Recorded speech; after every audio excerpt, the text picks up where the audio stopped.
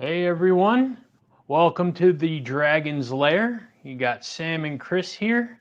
We've got our guest with us, Miguel EDC in the house. Miguel, appreciate you hopping on and joining us tonight. It's awesome having you here. The pleasure is all mine. Thank you guys so much for the opportunity. I'm humbled to be here, and I'm excited. I'm really excited for what tonight's got in store for us. Well, we usually have some fun. It's free conversation, if you will. We just kind of wing it a little bit. We don't quite stick to an agenda. A lot of times, folks have something that triggers conversation in here. We've had Sever Seven in here. We've had Casey was here the second week. We've had Rob's Nerdy Knives, Unprofessional Dad. Last week we had Eddie from Orbital Knives. Sorry, Eddie, if you're in the chat. My bad, buddy. Wasn't trying to catch my own tongue there, but so yeah, we always have a lot of fun, and usually, truthfully, we wind up losing track of time. We've gone 3+ hours a couple times, so That's awesome. I just did a live on Monday with Ray from Everyday City Carry, yeah. and we got so carried away. It was like an hour in, and we were like, "Oh, okay. Well, I guess it's almost time." But it felt like just a few minutes. We were just having a blast. Ray's good people, man. I absolutely love talking to Absolutely. Ray. He's a fun guy, and he's got a hell of a channel. But speaking of channels, let me tell you, man, you sir are on fire. What Thank you. is Thank going you. on with your channel, man? It's like the numbers can't keep up right now for you. Man, that is it's a true blessing. I honestly, I'm at a loss for words myself. I've been working hard at it. I'm not sure if we're gonna get into it later or not, but I've been full time for the last 6, 8 months, 8 months now. I got laid off from work, and I've just been giving it my all every day, from the waking hours to the late hours in the evening. Sometimes I walk out of my office, take a peek at my wife, double check, make sure I'm still married. Okay, good, back to work. And it's been working so far, and people are showing up and they're being supportive, and you'll be surprised when you give something a shot and you just go in, and you got this mindset like other people have been able to do it. If they can do it, I can do it. Let's do this thing, and you'll be surprised. People show up, and success follows the hard work you put in. But it's been extremely a huge blessing for me and my family, and I'm just really enjoying being able to do this full time. It was a little scary at first, but yeah, now it's just a lot of fun waking up every day, being able to do what you're passionate about. So I can't complain. Can't complain. Yeah, no, that's incredible. Gonna say hello to a few folks in the chat real quick here. Don't want Absolutely. to ignore our community here. So we got Ramsey's silent in the house. What's up, Ramsey's? How's it going? None for now. Kelly's mismash is in. I see Marco, Neil, Trish is here. Projectile Sharp. How's it going, my friends? This is my father right here. This is Daddy Wyvern. So, what's up, Nice. Dad? Welcome to the chat. That's awesome. We've got, let's see, OC Omega stacking in the house. What's up, my friend? His channel's growing like crazy. I mean, he was at like 60 one night when he came in the chat. When he left the chat, it was 100, and That's then awesome.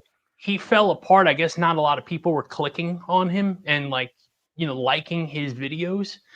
So he had to play catch up and kind of catch back to all the ones that he lost the next day. But I mean, he's on fire now. I'm real happy for him too, because he's a good guy. He does a lot of shout outs to other channels and stuff. So real good dude. Really, really like him. Let's see. Another Hoosier in the house. Byron, splitting slices. What's up, my friend? Dale Lane, Cliff Brott.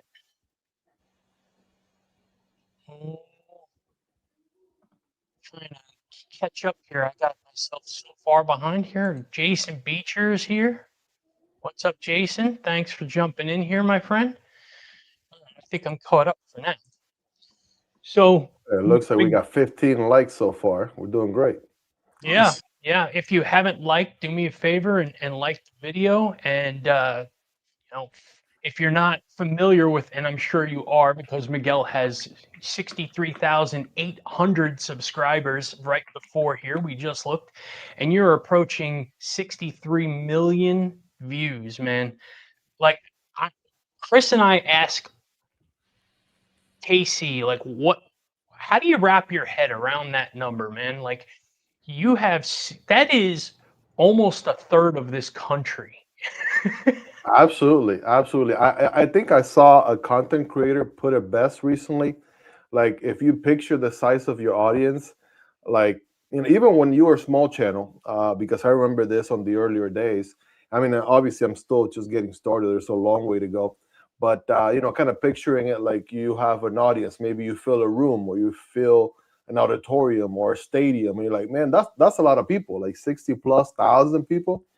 That's a heck of a lot of people. So it's just very humbling to think that all that many people care enough to hit subscribe, and they like what you're putting out. Even until today, I'm editing my own videos. I'm like, man, this stuff is kind of cringy. Like, I'm not sure how this somehow makes it and people like it. But yeah, thank you to everyone who enjoys the content. And I really can't encourage enough those who are looking to give YouTube a try or become a content creator to, give it a shot and run with it, because it's been worth it for me, and I'm sure it's going to be worth it for anybody who really tries and puts in the work. Yeah, Miguel, I'm going to say, I hope this comes across as a compliment, because it really is meant to be. I probably started watching you late in 23, and Wow. probably either late in 23 or early 24, and the amount of growth between there and say June of last year was astronomical in how you present the things that you covered, just finding your flow. And now my best guess is now you don't even have to think about, you just pick it up and you start going. There's probably no planning or thought process, or is that fair to say? You'll be surprised. I mean, first of all, thank you for that. I really appreciate it. 2023 was my first full year working on this channel. I've been doing YouTube for a while, just with different channels and things like that. I can talk about that a little bit later if you all want, if the audience is curious. But I want to say, as far as like making content every day, I kind of gave myself a little schedule of what I wanted to do on a daily, maybe like a long form video and a couple shorts and things like that.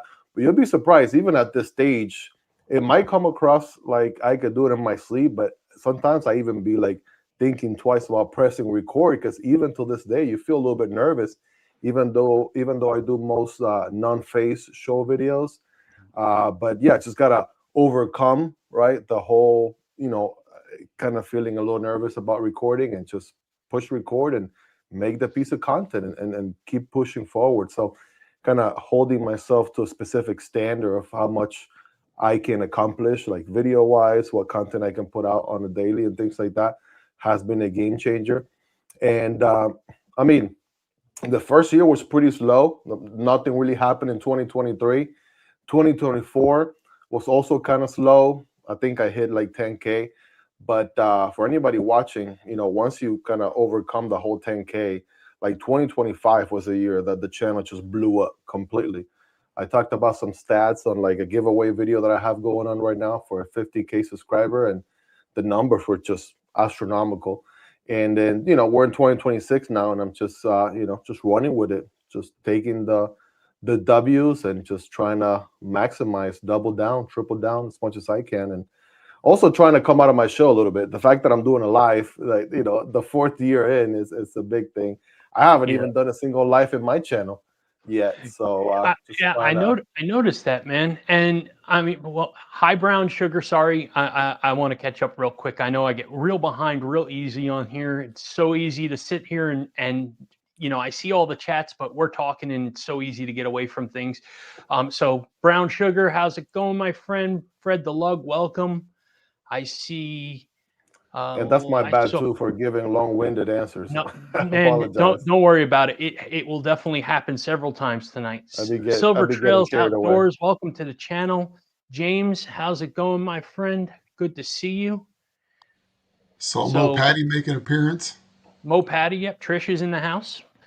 So, Miguel, I know, I noticed that you didn't do lives, and we started off not doing lives. And what I was noticing was that a lot of the channels that were ahead of us, but slightly, well, Unprofessional Dad's a great example of one that we're good friends with him outside of the content world. And I see his channel growing pretty quick. I mean, last year in Atlanta, Chris, he was where? How many hundreds, right? 100, yeah, probably 200-300 maybe. And Oh, wow. we had dinner, and I mean, the guy's approaching like 5,000 now, 7 wow. months later. And it's like, what's the difference? Well, he puts out several videos a day. He's active, but he puts out a live every week, and he's communicating directly with his audience. People are able to make a tangible line between the person and the content, not just, you know, faceless videos and stuff like that. Not that Right. faceless videos, I mean, that's what I do all the time. That's what Chris Mhm. does when he's doing videos. I know Chris and I work a very different work schedule, and that's why the majority of what I do, or the majority of our content, comes from me right now, is because Chris is holding down the fort for a company that is, you know, needs him right now, and so he really just doesn't have time. And I have a much more flexible schedule, and that allows me to do this a little more freely. So, Right. but I've noticed that being in the lives, people get to know your personality outside of just the tools that we review day in and day out, and they can make a connection to that, which is cool. See Yeah, Aries in I the house, by agree. the way.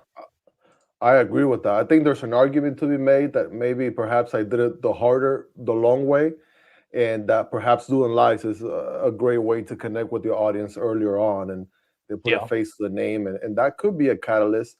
I just, just focus so much on content. I should have definitely, if I got a chance to go back and redo it, I will probably have done lives way earlier, and that's kind of my goal for this year. I want to kind of get on a rhythm of including that into my workflow. But yeah, It's definitely changed. I could tell you when we started doing lives, I mean, when we were 200, something like that.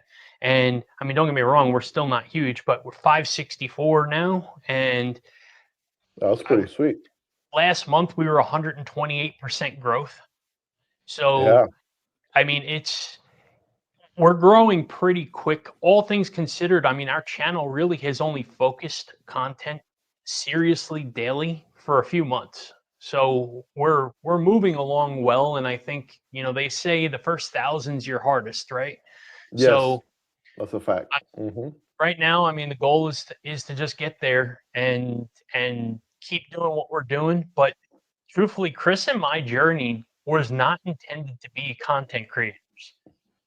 You know, Oh, we're okay, knife designers. I mean, we're a legit okay. registered business in the United States, and I mean, Chris, I'm sure has one close by, but I mean, this is the first model from us. I'm sure you've seen it before. Yeah, you showed me some pictures too. Pretty And sweet, by the way. thank you, buddy. Thank you. And it's something that we said when we were at Blade Show last year, and we're wandering around talking to all these manufacturers. Every one of them asked the same thing: well, what's your Instagram? What's your YouTube? What's your socials? And we were like, we don't have one. And they were like, oh, you need one. Yep. And it was like, uh-oh, we're we're out of our element here. We better get home and make sure we make one. So, and that was priority number one when I walked in the door from Atlanta, was putting together one of these things. And I mean, I didn't have a knife yet to show. So what is my content going to be? Well, I better start at least making myself known in the knife community. And that's kind of how Chris and I started doing this, was just start making connections. And we just started buying our own knives to display and show because, we didn't have any other way to do it. So last year was an expensive startup for us. Oh, yes. Yeah. Yeah. Yes. Yeah. Last year was tens of thousands of dollars spent on stuff. And A it was, piece. yeah, a piece. And it was really, really expensive, but getting into Lefty's pass around group has certainly been a game changer.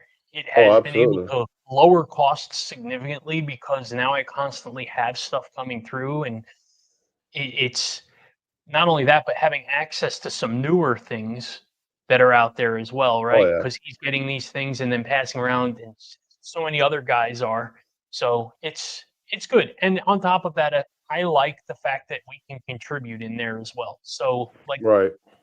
apparently Geo Knives, if you're not a big content creator, they don't really want to give you anything. But It's an I was able example to, of a couple of brands that only look at numbers. Yeah, but yeah. yeah. Well, I sent them a pretty compelling email and they responded back and basically said, give me a reason as to why we should send you something. And I said, because I'm in a pass around group with people that have 50 and 60,000 followers. And if they want to review your knife, they'd have access to it. And they said, okay, we're sending you one. That's compelling. Yeah. Hey, that's a way to leverage that. Good job. Hey, I mean, that's I that's leverage what what I it have takes. to. Yeah, But I was telling a friend, Justin, actually recently, that sometimes that you just have to strategize because every company is different, and they all look at content creators differently, and not all of them are as educated about social media or really understand what a difference a content creator piece of content can make for a brand, and things like that.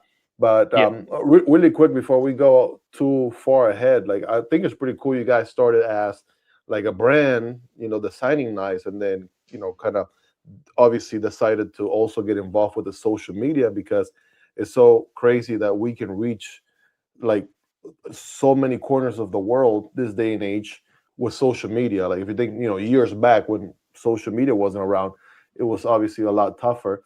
But yeah, social media, you need to have a presence. You need to be out there. That's the way people are going to get to know you. Your future customers are going to connect with you. And for me, it's the other way around. I'm a content creator first, but my goal is someday to have one of my designs out there. So at the end of the day, we're all knife enthusiasts, even though it's like absolutely. a different way that we came about Absolutely. the 100%. hobby. Titanium Justin's in the house, by the way. So what's up, TJ? Thanks for chopping on here. Aries EDC, Scott's in here. What's going on, my friend? Kevin Smith and Knives is here. Robert Jones is here as well. Got some cool people in the chat. That's what I'm talking about. Absolutely. We score some really good folks in here all the time, man. We actually get really good turnouts. The very first week that we went live, we had almost 80 people in here at once. And Wow, it's like that's awesome. for Chris and my first live, we were not expecting that. We were really like, hey, if we get 20, that'd be cool. And it's like 80, and we were like, holy crap. So, Matt Mauer's in here, That's and huge. yeah, absolutely. We get some really, really good turnouts. Kelly Mishmash, I saw her earlier. I think I said hello already. If I didn't, Kelly, good to see you. Apex Carry, how's it going, my friend? Thanks for hopping in here. Let's see. Faithful EDC is up in here. What's up, dude? One of ours. Make you a mod. Paul Mills, what's up, my buddy? Now you can say the really good Wyvern and the really good Kodiak, since it's both of us in here. It's Yeah. probably culture shock for you or something right now. So No, I thought it was Miguel, pretty interesting that you guys I was watching a video and I'm like, okay, this is Sam, but then there's Chris. I'm like, oh, which one's which? Oh, it's two. It's a team. That's pretty cool. yeah, Chris, right before we got on here, right? I'm getting home and I pull up my my DMs in here, and he sends me a message and he says, "So $1 million question: am I going live with Sam or am I going live with Chris?" And I said, "Haha, both." yeah. The answer All to the that above. is yes. Yeah.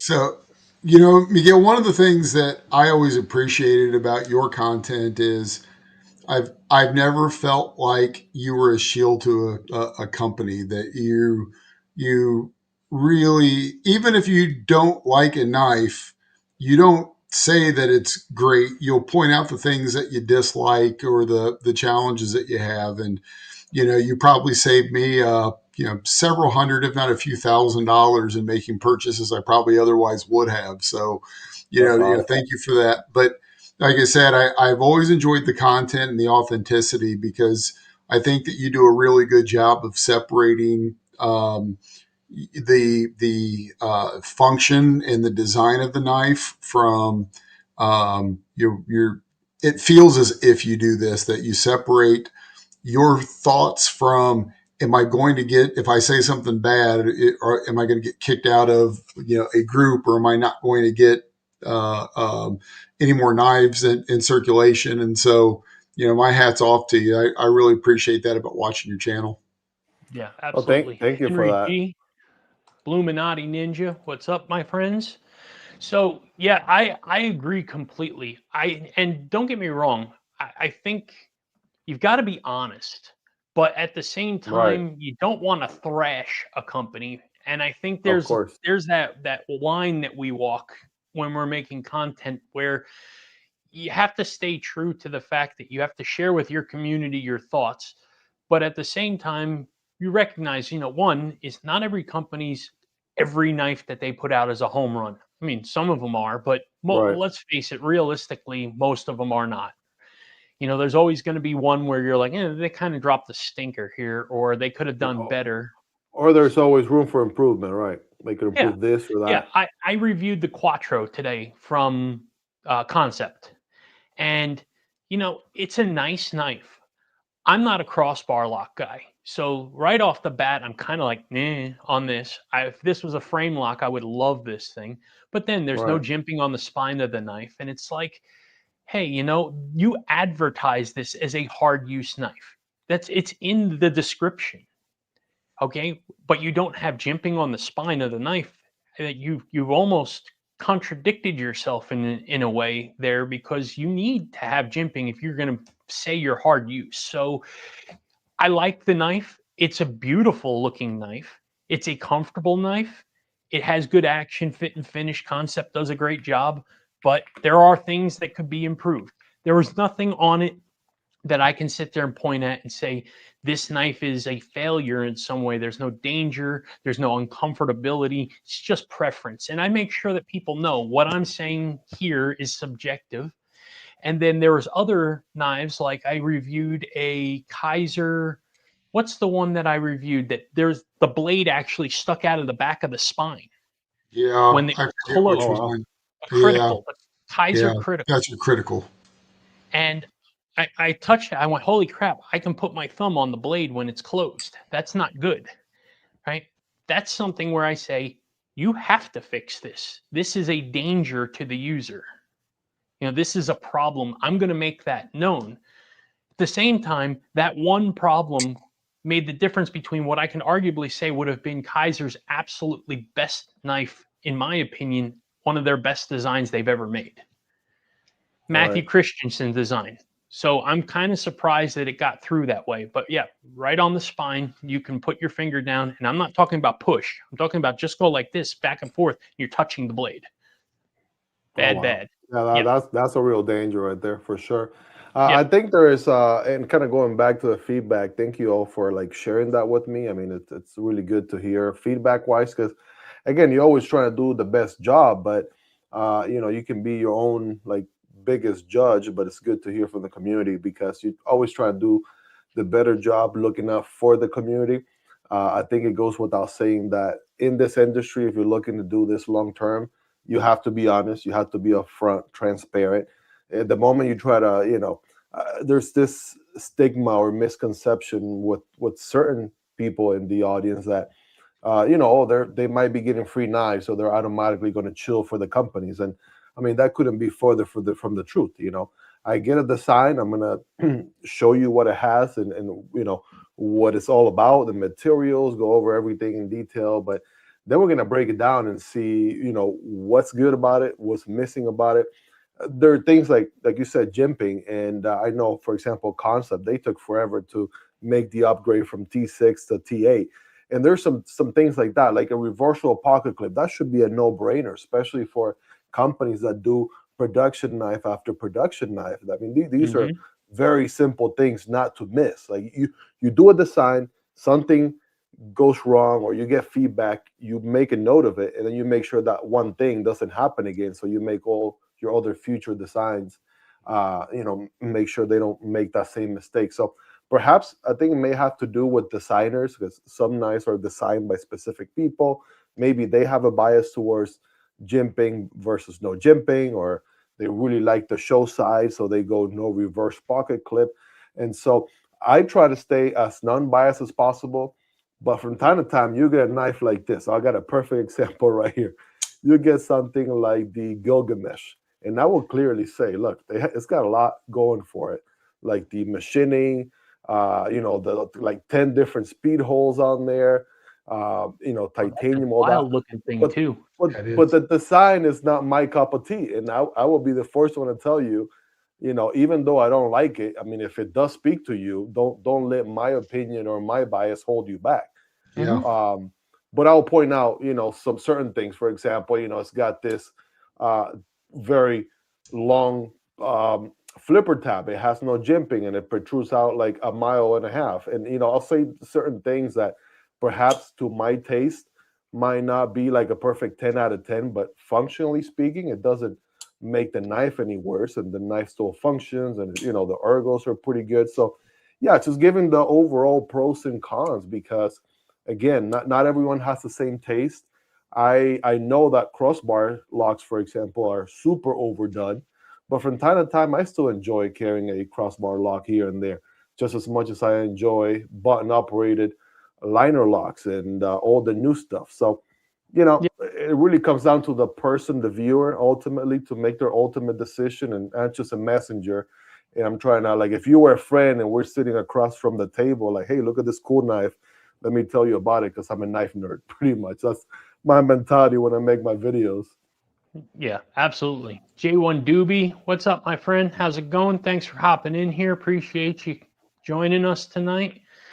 Cat Scratch, what's up, Cat Scratch? Good to see you. Thanks for hopping in and hanging out with us tonight. And William Hornbossel, what is up? Thank you for hanging out tonight. Yeah, I agree with you. And a lot of times I do have to check my bias when I'm dealing with a knife.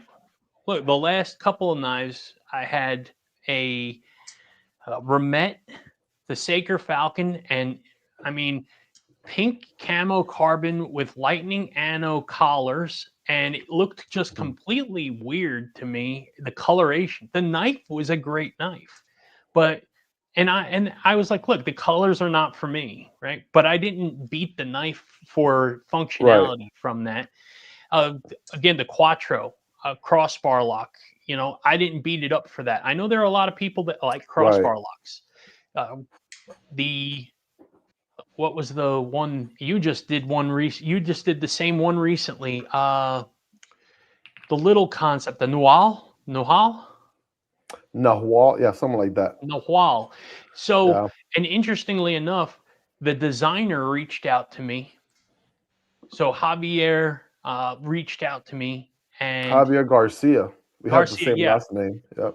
Buho Knives. Buho Knives. Yep. So first off, super, super nice dude. Reached out to me. We had a really good conversation. He showed me what he's working on, talked about, how he really wants to get into OEMs, but he's not sure he wants to risk the expenses and stuff like that, which, don't get me wrong, I get that, right? You put your own money out on the line there. I mean, it's definitely a risk. It's not guaranteed return, right? 100%. It is a gamble. But just picking his brain, a lot of times Chris and I will reach out to a designer before we do a design and say, what was your intent here? Tell me about the design. What's your design language? What are you doing here? We'll look into them a little bit. We want to tell a story about them too. That's the cool thing. Hey, Sam, let me correct something you just said. You said before we do a design, we'll reach out to a designer. Before we do content, Yeah. Yeah, sorry. Thank you for correcting me on that. And Yeah, weirdly enough, that's how I understood it before content. Yep. yeah. No, it's I didn't want anybody thinking that we're like, hey, so Mr. Mr. Famous Designer, what would you do in this situation? yeah, Yeah. yeah. Right, No, right, no. right. That's Fair not enough. that is not it. Now for our designs, I run lead on designs for our company. I'm the one that draws everything and stuff like that. But what I come at everything from an engineering perspective. Okay. I Nice. think about all those types of things. Now, Chris and I are both engineers, but Chris thinks about it from a use case. Chris thinks about it from a deeper perspective of different angles and things like that. He is immediately, why are we making this knife? For what? What's its intended use? What's the steel? What are you thinking here? Like he kind of keeps me in check with that because for me, I'll build crazy pocket swords that make no sense half the time, and he's got to reel me in because that's just me. I grew up on like nerd movies like Game of Thrones and Lord of the Rings and stuff like that. So for me, it's like, how can I make an elf sword today? And he's like, no, So that nobody Chris is wants a an elf reality sword. check. We come at That's things from funny. a different perspective. Sam's got all these ideas and thoughts, and he can get them out on paper.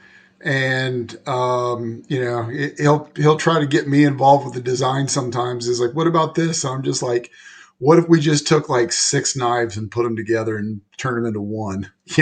I've got no design vision at all. But once he gets started, he sends me a picture, and it's like it's beautiful. And then I'm like, who's it for? What are they going to use it for? How does it fit in the pocket? That kind of edge angle. What steel are you thinking? And he's like, look, I don't even know what my milling pattern is going to look like. Who cares about the steel? So we just come at it from different angles, but it works. That's pretty Look, cool. You keep each other in check. You're like, hey, consider this and then consider that. yeah, Yeah. we Yeah, definitely do yin and yang in the relationship exactly. with that, and trust me, that is definitely a great thing about it. I am blessed to make sure that Chris keeps me on track, and he is blessed because he knows that he won't draw anything, so therefore, we kind of scratch each other's backs on that. And Byron, don't even tempt me. Okay, why not carry a gladius to Costco? Okay, what? Because I don't have a gladius. That's why I don't carry it to Costco. Otherwise, maybe I would. You'll be able to tell that I learned to draw if Wyvern Kodiak ever comes out with a slip joint. So That is true. That is very, very true. Sam's like, I'll never design one, and I'm like, I bet we pull Don't one ever. out. So here's the thing. First off, don't ever say never because I've actually asked Right. Ben 2 or 3 times, like, hey man, before we get too big, you said that you were only interested in doing collaborations with smaller design companies because he had said something about doing one with Lefty, and Lefty and him were arguing, or not arguing, but basically debating how two larger companies like that could split profits in that way and make sense of it. And so I said, I'm not big yet. You know what? Right. Heck, I'll Perfect put a good opportunity. design together and you put me on the map. We both scratch each other's backs on that. And I Right. mean, Ben was kind of like, Win-win. I was like, all right, we'll talk later.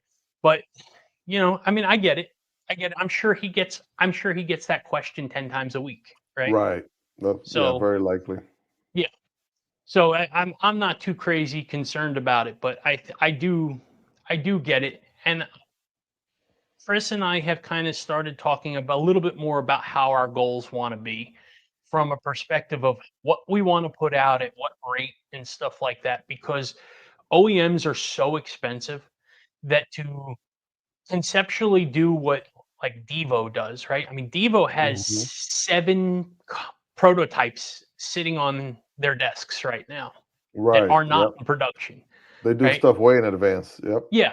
Like we're not there yet. They're an established company. They have a bunch of designs out. Like we're not quite there yet. So where do we want to be? Well, if I can get a couple of OEMs and a couple of collaborations to start, and then from there grow, but not get crazy. I think and I love Lefty, and Colin's a good dude too. Let me tell you, Right. I really like Colin. But I think last year, I think they made a mistake. And the mistake that they made last year was they went so ham that it felt like every month a new Devo was dropping. And it's at what point does your audience say, I can't keep dropping 250 this month on a new Devo? And then Fubi backed up at one point where they wound up holding up some orders. So they wound up dropping 3 knives in 45 days or something like that. And that one was real bad because that's why the saloon sat on the shelves for as long as it did. Because they just got done dropping the Lush V2 and they just got done dropping the Growler XL. And they had the, what is that thing called? The screwdriver that they did. Yeah, I think it's an Osho Okay. design or collaboration. Yeah, it Yeah. was the bit driver. Yeah.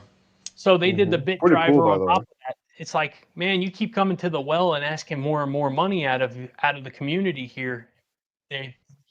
Those people are not going to keep coming back. I mean, don't get me wrong. There's going to be some of them that do, but not everybody has 250 every 2 weeks, right?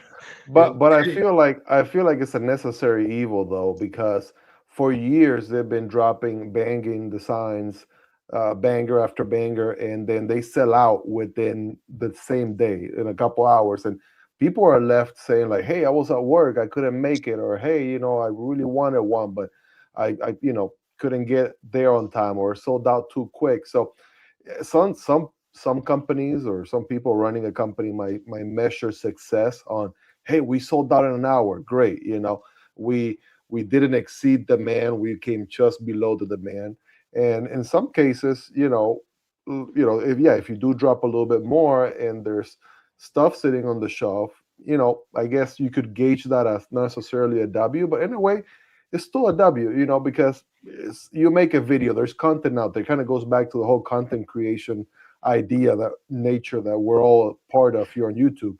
Somebody sees a video a month from now, they're like, oh my gosh, I really like that saloon, I need to pick one up.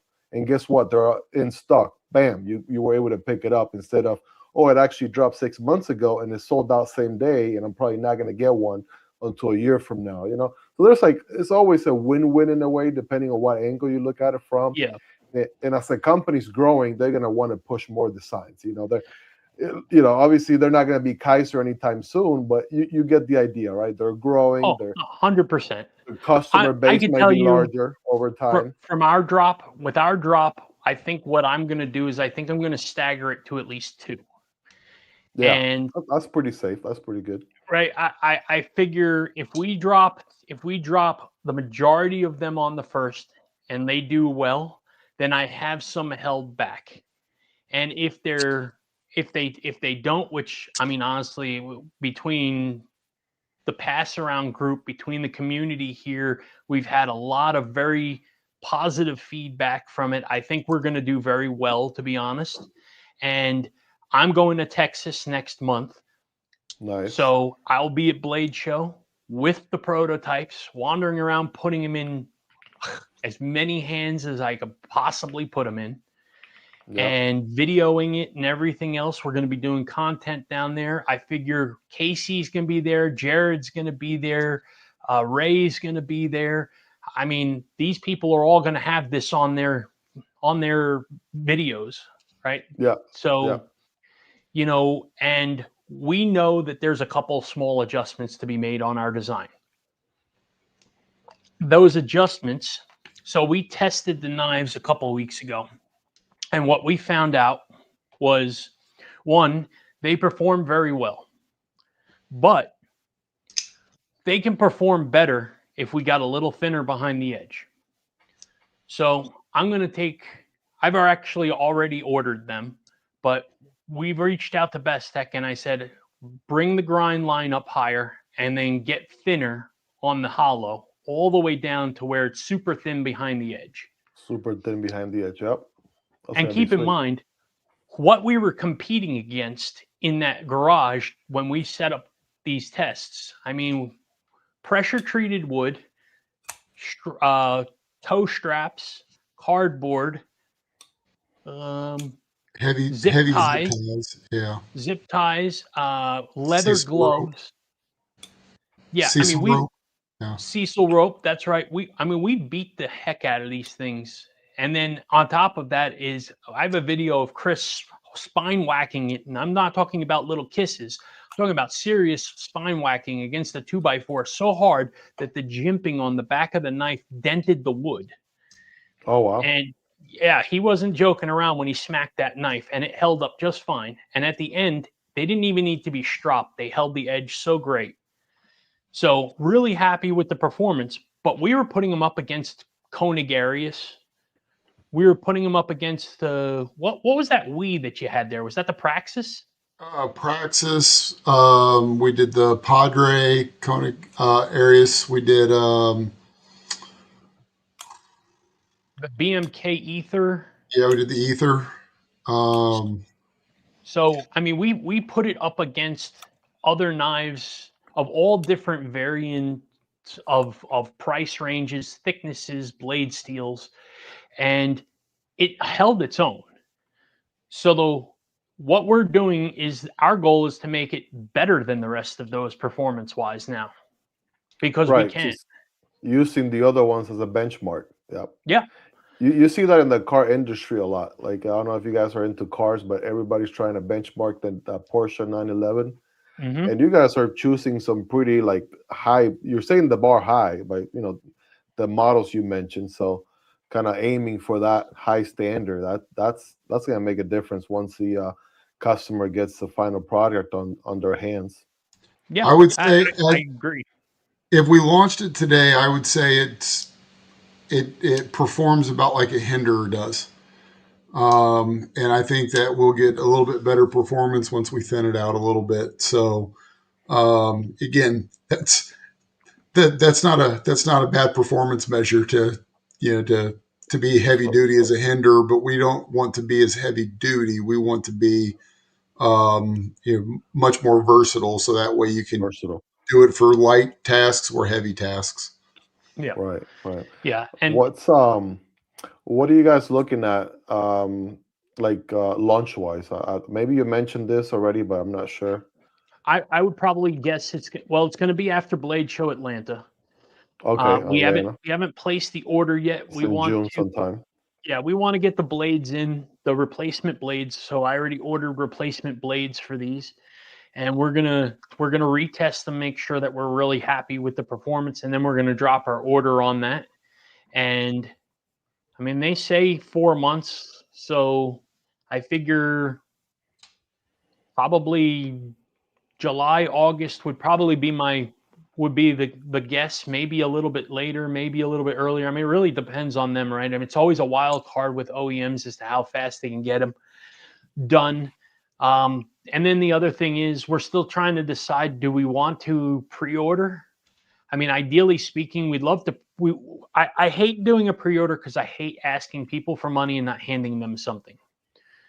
At the same time, to understand that these companies ask for an insanely large number to give them before they even start building the knives, and then the remainder of it before they release them to you. So, it's like a huge investment up front. Yeah, we're dependent upon the numbers that we put in. We're probably talking of us writing a $60,000 check, and that's an adult figure, right? Like that's a lot of money to come up with. What's that? That's a good chunk of change. That's a brand new car right there, like a brand new SUV. It's a damn nice brand new car. Loaded Escalade, something. So I mean, we're on the fence what we want to do. I thought about possibly doing a Kickstarter or something like that, but I don't want to be held to the standards on that necessarily either.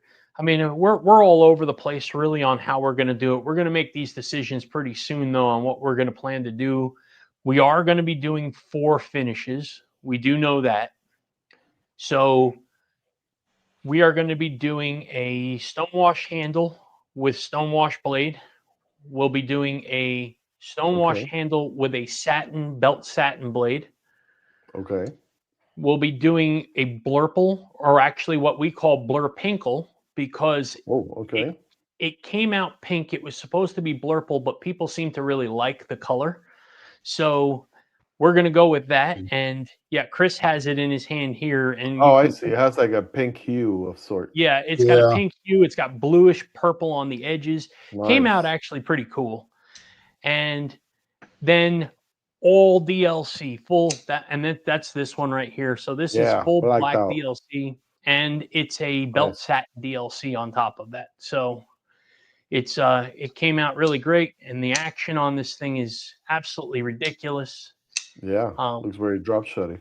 And it is 4mm thick blade, so it's a big slab of steel on the back here. If we can get it super thin, I mean, this thing is just going to be an absolute beast. Nice with the hollow grind. Oof. Yeah, it's a very fun knife, and I mean, the day that I got them when they shipped here, I sent Chris a message. I said the box has arrived. Whatever you're doing, and I don't care what hour it is, you are coming over my house because I cannot wait until tomorrow to open this box. It has to be open tonight. And so, like, I don't know, 9, 10 o'clock at night, Chris came wandering over to my house, and we opened up this thing. And I mean, it was bliss. It really was like super pleasant thing. I can imagine the feeling. Is like, this is you guys' official first design, or you have done another... This is your first production design, right? Yeah, we have a collaboration with Concept that is still I'm still waiting for it to be made. So I hear they have a long line. Like, do you 2 get years, a design submitted and they 2 years. Forever. So wow. Yeah, it is a pretty substantial weight on that. So, but we do have that. I have a couple other ones, and I'm actually shopping. We haven't told anybody this yet, so I guess this will be the first one. Chris and I have a second OEM going into place, and we are beginning our shopping process this week to begin picking a new OEM. So we have a new design, and it's going to be pretty epic. The first design, Chris and I decided we were going to be very transparent, and we were going to show the community the entire trip. You know, every time we do something, we show them. That, you know, going forward, the next one I think we're going to keep a little bit more secret and be a little bit more of a surprise. But the first one we wanted everybody to be a part of and take the trip with us. I think it was really kind of a cool idea. So let's see. We've got Mr. Mouse in the house. I rhymed. I didn't even realize it. That's pretty cool. Cody C. What's up, my friend? Help with Gadgets. Man, can I give a shout out to Help with Gadgets? I love his channel. Help with Gadgets has a great channel. For sure. Cool folks. I love it. For sure. Burning Stable Forge. So if you haven't seen his work, by the way, awesome stuff. Burning Stables does really, really sweet stuff. He's got a cool channel too. So check out Burning Stables if you're not familiar with him. Let's see here. Thomas EDC. What is up, my friend? We have... Did I miss anybody? No? So far, so good? No? Mr. Mouse? I think I said hello to Mr. Mouse, but if I didn't, yeah, I did, because I rhymed. Remember? Mr. Mouse in the house. So, yeah, we do have a second OEM coming through. I have a collaboration agreement verbally with another company, and they are very difficult to they've gone very quiet recently. So I'm waiting to get my opportunity with them, but and I don't want to let the cat out of the bag, so I'll just tell you this. Right. The company was a company that I really, really wanted to do a collaboration with, and because of the fact that they continued to reject me, made me want to do it even more, because it was like, now I have to do what I can't have. And so I finally got them to say, fine, we'll do one with you. And what they want to do is pretty crazy. I mean, they gave me some really cool ideas. I put them together. We worked together on a design and came up with something pretty crazy. And it's an integral, and it's really, really cool. Yeah, I'm really excited about that one. I'm just waiting. That's going to be designed too after this current one. Yeah, no, that will be design number 3. And design number 2 after the current one is actually a what would you call that, Chris? Is it a American Tonto or a reverse American Tonto? Yeah, I'd say so. You know, it's beautiful. That's my favorite one you've done so far. Yeah, it is pretty wild, and I know folks like uh, Fred the Lug, who always asks for multiple ways to deploy. Like he's going to be really happy with this second one coming out, and we've got some real heat on that one. I think that one's going to be an epic design. Not that I don't think the first one is, but the second one's just Right. it's we kicked up the design capabilities a notch to where it's like, wow, you took a big step as a designer, and like I pumped my chest out a little bit and said, man, this one I'm really proud with. That's a good sign. You know, you're feeling proud of your own design. Yeah, That's a good sign. I'm Yeah. excited to see what you guys got in store when Yeah. you do the reveal. Thank you. And once we get the new blades and they're tested, I'm going to release a couple into pass around. I'm going to make sure that the main guys get the quick licks on this thing as well. So you, Casey, Lefty, Bill, Tri-State, these guys have to get their hands on these things. I mean, obviously, not knocking any other channel. I love all the guys in the group, but I want to make sure that the big guys get their hands on them first and whatnot, and then afterwards the production models. Once you pass them along, we're going to make sure that the guys in the pass around group get taken care of, and we're going to get you guys production models for you. So Right. it'll be it's going to be fun. Yeah, Ramsey says he's excited for the tonneau, and Ramsey's also said way back when we were talking about slip joints that you actually could make one that doesn't look traditional, and it could be really cool. So there you go. It is true. And Fred, is it a little smaller than the first one? Well, it depends on how you want to look at this. So Chris and I's second design is actually 2 knives, because we're talking about making a big one and a small one. And if we make a big one and a small one, the bigger one will be bigger than the first design, and the small one will be smaller than the first design. So I think the smaller one would be for you, because we're probably aiming that one to be sub 8 inches, 7.5-ish inches, and then the big one being around 8.5 inches. So I think you'll be happy with the smaller one for sure. Hey, Miguel, what drew you to knives? What drew me to knives? That's That's a loaded question. That's a pretty crazy story. I would say that as your average guy, like every kid grows up thinking, hey, like a folding knife is cool, like a Swiss Army knife or what have you. But I never thought about them more than anything. They're just, they're cool, whatever. But it wasn't like I didn't have a family figure or anybody like an uncle or whatever, or my dad or anything that was like, oh, here, this is, how you can daily carry a knife and it's a tool and blah, blah, blah. So honestly, this is, I was sharing the story with Life with Ray. I'm trying to keep it as short as possible, but I've been doing YouTube for a little bit. 2010, I was doing content for my church. 2016, I did a little bit of car content. I did a little bit of gaming content. And then, like 2020, we're all stuck at home. I did my fair share of cringy TikTok videos. They're still out there. They still exist. But 2022, I'm scrolling on YouTube, and I get kind of carried away with fidget toys, like premium fidget toys. Like there's these expensive fidget toys, like this and that. And then I come across a video from Metal Complex. This is like June 2022. It's like the top most fidgety knives. And I'm like, wait a second, like folding knives and they can be fidgety? What is this all about? So then that sparked like the curiosity of let me learn more. So I went through Metal Complex's channel and started watching a whole bunch of content. Next thing you know, I came across Jared, Nice Knives, and Blade HQ and Knife Center. And I'm like, okay, well now I need to know everything there is to know about this. Like I'm really gonna go deep into the rabbit hole. And because I come from a corporate America trainer background, where you learn content and you facilitate it, you teach it to other new employees or whatever. I'm like, okay, not only am I intrigued about this, I really like it. I can see me like being very passionate about it. I got my first handful of knives like that first month or two. And then I'm like, okay, well, I can probably do content on this.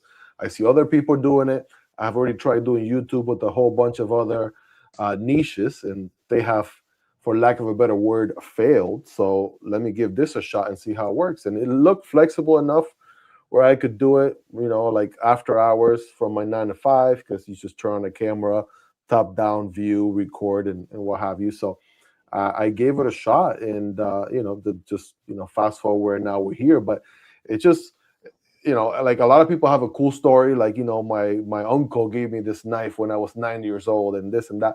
For me, it was just, I like folding knives as a cool item, as much as the average person, but wasn't really into EDC until like I came across this video from Metal Complex, and needless to say, he's been a huge inspiration to the content that I make, but so have a lot of other people like Jared and such. And just been kind of following the passion ever since. And I don't know how I lived all those years without really knowing about knife and EDC, but now I'm so glad. And I'm kind of preaching the gospel to all my friends and people, like all my like local friends, and everybody's like, oh, you're doing this cool thing, and they always come and check out the office and look at the knives and stuff like that. So yeah, it's been a pretty cool journey, and yeah, that's the story of how I kind of fell down the knife EDC rabbit hole in a nutshell. So are you gravitated then primarily to fidgety knives? Is that what you primarily love, or 1000%? Yeah, it was a transition from like premium fidget toys, which I never got into all that much. But then like knives can be used for EDC, they can also be fidgety, and it's a combination of those two things. They can be used as tools, and obviously I started like the first knife I bought.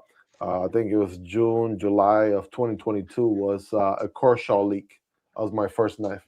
And I started carrying that thing, and I'm like, oh, this is cool, that you have a tool with you that you can use. And, then I got a Civivi Elementum, and then I started getting a whole bunch of like all your vanilla designs out there that everybody recommends, until I got into Spyderco and all these other brands. And I'm like, okay, this is getting cooler by the day. So, but yeah, mostly fidgety. But then I started exploring, other corners of the knife world. Like when you talk about a Spyderco knife, obviously, you're talking about like a very functional knife, and every knife kind of caters to something specifically. So at that point, it was kind of like Pokemon, got to catch them all.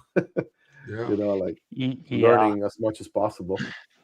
I've tried to get away from the try to catch them all thing now, because I was trying to catch them all last year, and my wife thought was going to use one of them on me, so I decided maybe I better stop. That's a whole different story right there. Getting the spouse on board. At first, she was like, "What's going on with you?"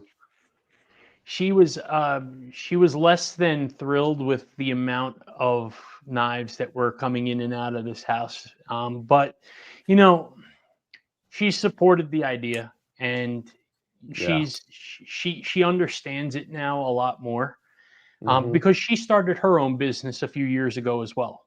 And because of that, she understands that, there's financial, there's time elements, there's all this type of stuff that go into it. And, her business, my business, Chris's business are very different in that sense. Right. So she understands that now. And it's been really cool that she's been supporting. And even my daughter now, she's been getting kind of into it a little bit. So funny enough, her favorite knife is a Devo Fireball, and her second favorite is a Kaiser Drop Bear with a crossbar lock.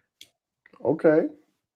She sits there and fidgets them all the time. She's 14, and so I told her, I said, look, what we're building here, do you think you want to get involved in something like this? And she said yes. And I said, okay, if you really are serious about being interested in this, you should sit down with me, because if you ever want to learn how to do, if you ever want to run this someday, you're going to have to learn how to draw these things or hire somebody that will, and it's a lot cheaper for you to do it yourself. So she's kind Right. of she's got a lot of interest in it, which is really cool. And Chris, I don't know if your daughter would be interested in anything like this. I don't know what her thoughts are on things, because I know she's kind of like, yeah, it's sharp and it's cool and it's pointy. All right. But She'll it'd be sit with really me. cool. She'll sit with me when I'm going through Blade Binge or Blade HQ or DLT or whatever. I'm flipping through, and she immediately wants to sort by price, highest to lowest, and that's her favorite. So, yeah. We were all guilty of that at some point. We all did that at some point.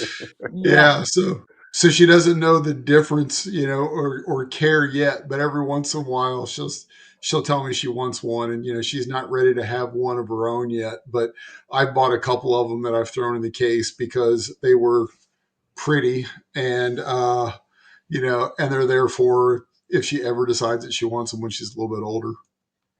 Well, That's awesome. I'll tell you this. The same Riot Tiger has been on Blade Binge. If you go top to bottom for like $8,000, sitting on that thing for months on end now. So Somebody's really trying to cash in on that one, huh? yeah, so see, I don't know the details on it. I saw that number and I knew that was not going to be for me. I mean, I'm going to guess that his wife is less supportive, and she says he has to sell it. He doesn't want to get rid of it. He's like, okay, I'm going to throw it up for sale. $8,000. Who's coming to the table? it's funny that you say that, because I was thinking the same exact thing, Chris. Was like, if my wife ever turned around and told me I had to sell one of my Blauroks, I'd be like, sure, no problem. I put it on Blade Binge for like $10,000. $6,000. I'd be like, nobody's going to buy this thing for that. Yeah. Right. As far as she's concerned, you're trying to sell it. Right? I'm trying to sell it. You're That's trying. right. I'm trying, honey. Speaking of Blaurock, not to get off subject completely crazy, but did you see that new one that they are dropping? So Blaurock has a new model, the BRB6, that is coming out, and he posted pictures of it the other day. And I mean, I saw it months ago. Jan actually reached out to me about another order of mine, and he had said, hey, while you're at it, you want to see something I'm working on? And I was like, yep. And he showed that to me, and I was like, oh my gosh. I told Chris, I was like, he gave me a disappearing message. I can't even share it with you, man. So, but it is so gorgeous. Yeah, you're right, Fred. He posted the Skelly version. There's going to be a non-Skelly version as well. It's stunning, and I already was like, yeah, I'm gonna have to break the bank on this one and go for it, because something tells me they're going to be hard to come by. And you missed the one before that. Fred said that his kids only into customs now. So, well, Fred's only really, well, he's not only into customs, right? But Fred's into the productions, and then he moves them and then funds his customs from there. Right? So Fred has a really cool experience with that. And Miguel, I don't know how much you've talked to Fred in the past, but I mean, he's sent me pictures while he was up in Albany at a custom maker, and he's like, yeah, you got to check this thing out, listen to the sound on this thing. And then he's sitting with Jim at HMC hand making a transient that's a one-off, right, with his son. And it's like, that's just really cool that him and his son share that experience and travel all over these places and really get into really in with the custom makers. So it's pretty wild. His collection's dumbfoundingly stunning. Is the only way I know how to explain it. I didn't want to cut you off, but what was the brand and model again? Because I'm not sure I'm too familiar with it. Blaurock, BLAUROCK, Blaurock. I'm going to assume you don't have one in your pocket right now, right, Sam? No, I don't. Well, Sam, there you go. So there we go. Yeah, I have seen those designs, but no, I haven't checked it out in person. No. Yeah, so this is a BRB4 XL, and I have two of these, and I mean this was like a grail of mine for the longest time, and it's grail status for sure. You know, I absolutely love this thing.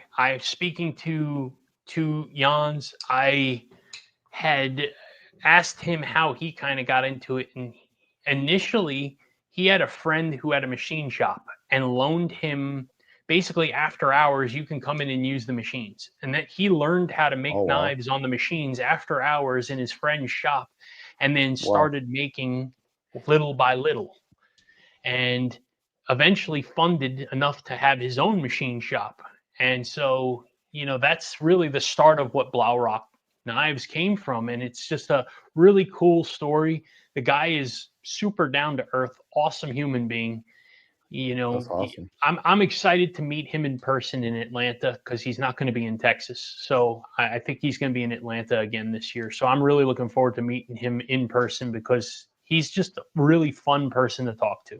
We were in Atlanta, and we were next to the Blade Binge booth talking to those guys, and Sam wanders off to talk to a guy, and he, holds his first Blaurock and he flips it, and the look on his face, Sam's a big dude, and he floated back to the booth like he was so happy, and he's like, Oh, wow. I'm going to go buy one of those soon, and and then That's he the did. best feeling ever, right there. Yeah. You know, there are. I have some grails in mind, right? And don't get me wrong, they're not absurd. You know, I see some of these knives that are out there that are thousands upon thousands of dollars, and I'm just not in the market for those. But Hog House, love those Hog Houses. Oh yeah, I've seen those. I have not in person, but in pictures. Yeah, I have swung and missed on a Prince Protean more times than I care to mention. So, you know, that's another one. I got this past year, I got another one that I really like, and that is the Rob Johnson Cedar. Oh, that's a sweet one right there. So I absolutely love nice. this, and I was fortunate enough to get one, the Zerk Blasted Vanex version. So that really looks sweet. Yeah, this is gorgeous. I absolutely love this knife too. And so, you know, that was another one that was high on the list, and I'm trying to kind of narrow the scope a little bit, because last year it was like, ooh, a new knife, buy the knife. Ooh, a new knife, buy the knife. Do you want me to send you my Protean and hand it back to me in Texas? Fred, I would say yes, but then I have to travel with your knife, and I don't really know I want the responsibility of that in case one of these knuckleheads loses bags. That's why I'm not even taking all of my prototypes with me, because I'm leaving some back here in case. Just put it in your shoe. It'll be fine. You can carry it right on. Yeah, Chris is trying to inherit the entire thing. It's just going to be Kodiak designs now. So, Miguel, what's your favorite? If I said any knife in your collection, you can only keep one. Do you know what that one would be? Oh man, you're not gonna do that to me right now, right? You go with 5. I know that's still tough. That's Fred. Tough. He's not going to Texas this year. I checked the list. Unfortunately, he's not going to be there. Hog House is going to be there. I'm looking forward to meeting them though. So, yeah. So sorry, I didn't mean to interrupt you, Miguel. My apologies. Oh, you're good. I'm using the time to my advantage. I'm cooking right now. Oh, nice. I would say, I mean, it can change by the day, because sometimes I'd be reassessing what my top stuff is or what have you. But, right now I don't, some of them I have in like titanium handles and things like that. Some of them I don't. But I want to say I'll definitely have a pair of 3 in there. Like this is one of my comparison knives, and I use it and carry it all the time. I want to throw some aftermarket scales at some point.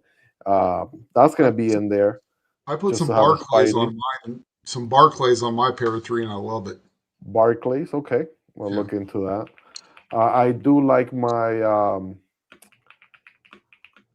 I'm just gonna jot that down. I do like my 80-20.5. I got the 20 CV version with the diamond scales. I use it as a comparison knife all the time. That's gonna be in the top 5. My winter blade coat Severn. I got that one a while back. I love the stealth lock. It is a crossbar lock, but it also works as uh, a spine lock in a way because it has a little Hmm. tab that hides. Yep. And I got like 2 more. I want to say some of the 2 of the knives that I kind of bought, like big money knife for me at the time. It was like kind of crossing that barrier, and obviously, that this can change at any time. But the Ria Exo M for me was like one of those knives that I was like, okay, now I'm like buying like big money knife, and it was like under 300. But at the time, I had to justify the purchase. It's kind of like when Sure. you start buying more and more expensive knives. So I'll throw that one on there because it's a gravity knife. It never gets old. Uh, you know, and then I would say perhaps, yeah, this last one I also bought. I bought it for my birthday a while back. It's the Vosteed RS Chaos. I absolutely love that knife. It has a Oh, that is a nice Warney, knife. yeah, a Warncliffe blade that I just absolutely love. The Tri-State Tri-Stash is up there because that one also has a sick Warncliffe blade, so I love that one Version too. one, version one, or version two. I have version 2. I didn't get in on version 1, but if you were to pick one over the other, the one is the sweeter because they have the Yeah. button and you have the frame lock. So, Yeah. but yeah, the 2 is still pretty good for what you're getting.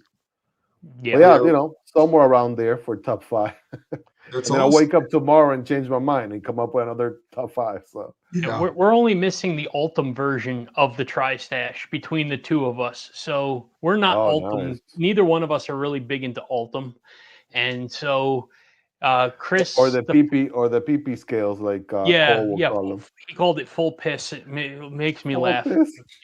Cole is a character, and I don't know Oh how yeah. that dude has that personality. He's so I quick-witted. want to clone his humor. If I had his Yeah, humor, I feel like I'd be at 1 million subscribers now. yeah. We were standing online at Blade Show last year, waiting to go in. So Chris was waiting to get. He was online to go to get his Rosie XL, and Nice. Okay. Cole comes walking past, and I'm like, Tri-State EDC, and he comes wandering over and talking to us for a little while. And like my introduction to him was telling him he's a tiny little dude. Like Chris is like 6'2", 6'3". I'm 6'4", and it's like, Okay. And I you think know, I saw the pictures you posted with everybody you saw at Blaze Show. yeah. I think I saw your pictures, and yeah, I mean, you were standing way taller than a lot of people. And it was just funny because everywhere we went, Cole was going. And it's so at one point I turned around, I was like, dude, are you haunting me? And he's like, what do you mean? And then at one point, there's a picture of me standing at the Riot booth. And in the background, blurred, is Cole. And I'm like, all right, dude, seriously, I didn't even Just plan this stalking one you at out. that This point. is ridiculous now.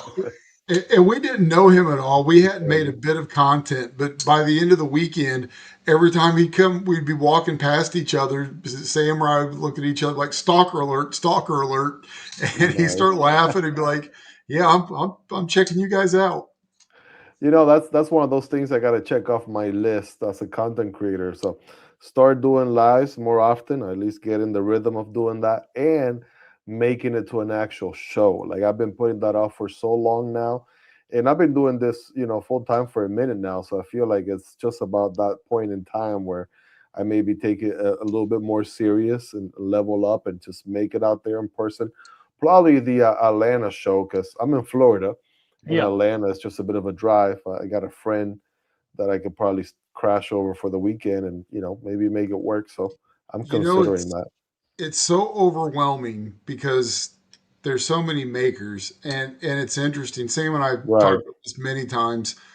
I've purchased knives that I checked out in Atlanta. I was like, meh, it's okay. But then later on, wanted to support the designer and bought the knife and then got it home in my collection instead of surrounded by 20,000 knives and went, Right. this thing's amazing. I love it. Because you pick up a $3,000 or $4,000 knife, where a guy spent 80 hours, 100 hours making this one knife great versus, something on a production line. And so, it's just overwhelming. It's so stimulating because there's so many choices and so many options and so many amazing people there. It's, you're in a room full of, weapons of mass destruction, and, everybody's kind as can be. It's awesome. Yeah, it is sensory overload in those shows. I mean, like crazy, crazy sensory overload. Last year, Miguel, we were wandering around and we would touch knives that were really grail level. And we were like, I yeah, can these are imagine. okay. And we put them down. Well, the reason why was because we just got done touching another grail that was 3 times that price at that table over there. Right. And so it's like, it's so hard to kind of really focus. And then out of the gate, this pain in the butt over here goes and buys a Rosie XL. So now he's wandering around with that in his pocket the entire time. And it's like, That's what I've been Hey, sitting there she around is. playing with. Yeah. yeah, it is so it is wild. But I will say, I mean, we've done Blade Show twice now. The first time we went there and just had like no rhyme or reason behind it, right? We just went in there like as consumers and interested parties. And I mean, we just didn't know the first thing about what the hell we were doing in that place. And we were really goofy. The Probably what second, it's gonna be like for me. I'll tell you what. I don't think so, and I tell you the reason why. One is you have experienced a lot of knives, okay? Oh, I mean, And Chris and yeah, I to were an still at extent. the point where Benchmade Bug Out and the Benchmade Osborne were cream of the crop to us. I see. So Okay. so that was that. Not that they're not good knives, okay? Of That I'm course. not knocking those knives, Right. but I'm just saying that's where our interest levels were at that. And so, Chris, I think the funny thing the best story to tell is the Chris Reeves story, because I think that will give Miguel the truest form possible. Yeah, I told Sam before we left I wanted to go to the Chris Reeve booth because I'd seen a bunch of videos on how amazing it was, and so I go over there. The gentleman working the booth hands me a Sabenza, and I go to open Okay. it up, and I close it, and I hand it right back to him. He goes, "It gets smoother." And I'm like, "Okay, thanks." And I walked away, and I was like, Spyderco and Benchmade are going to eat these guys' lunch. Like, they don't have a chance. I had no idea I was holding one of the most iconic knives in history, Right. But again, in my where I was at in my life and my journey and my collection, Right. my two favorite knives were PM2 and the Benchmade Osborne, and Osborne, right? and 940. I prioritized not putting my fingers in the blade path to one hand open and close. That was important to me, and the reason I They do got sell away you from, on that. They yeah, sold you big on that with the compression lock. yeah, It'll and make you feel like any other knife you handle, you're automatically gonna cut your fingers off. yeah, But I mean, you just gotta have some common sense, and you'll be all right. yeah, and the only reason I went to the 940 from the PM2 because I love the PM2. I love the ergos. I love the way it fits in my hand. I like the way it slices. I loved everything about it except two things. One, that G10 was tearing up about every pocket that I had, sliding in and out. It was chafing all my pockets. But then Hmm. the second thing is the it took up so much pocket real estate because it was so tall. And I carry two cell phones, a personal one and a work one. Then between, I front pocket carry a wallet and my keys. And I was like, I don't want all this, stuff. And I usually carry a small multi-tool in my pocket. And it's like, it's too large. And so I just had to figure out how to carry better. And I ended up just buying the 940 and thinking that was the greatest thing for what I needed at the time. And now I try to use that, and I'm like, it's still a great knife, but then I'm like, Right. man, this just feels so barbaric now trying to use this thing, you know? That's the It is. best thing about anybody's EDC journey is you go from one level to another. Like I personally like video games, so I think it's like a video game. Like you got the next level and the next boss, and then you level up, and then you got the next boss. So Yeah. yeah, Yeah. And I get angry at Sam every once in a while because, he went and bought the first $300 knife between us. And then I held it and I was like, this is amazing. Like I got to get better. And, and so then I get Was one. that the Padre? Yeah, it was the Padre. And The cool wool that's probably, Padre. yeah. And Mhm. that's probably in my He top was 5 favorites, sweet knife, super Yeah. sweet knife. So Um, it's interesting. but to your credit, I remember like 2 years into making content already, a viewer was nice enough to send in a couple of knives. One of them was the Savenza. So I'm doing the unboxing overview, and then it's on washers obviously, and I'm like, wait a second, this doesn't flick the way that I would think that it would flip. But then I had to kind of shift my mindset because it's just, to your credit, the first time you flick it, if you don't understand it, then it feels like, well, the action left the chat, but it's a whole different kind of knife. It's gotta kind of understand it for what it is. So Yeah, once you do, I mean, in my head, it's like this is just a buck 110 with thumb studs. right, overpriced buck 110.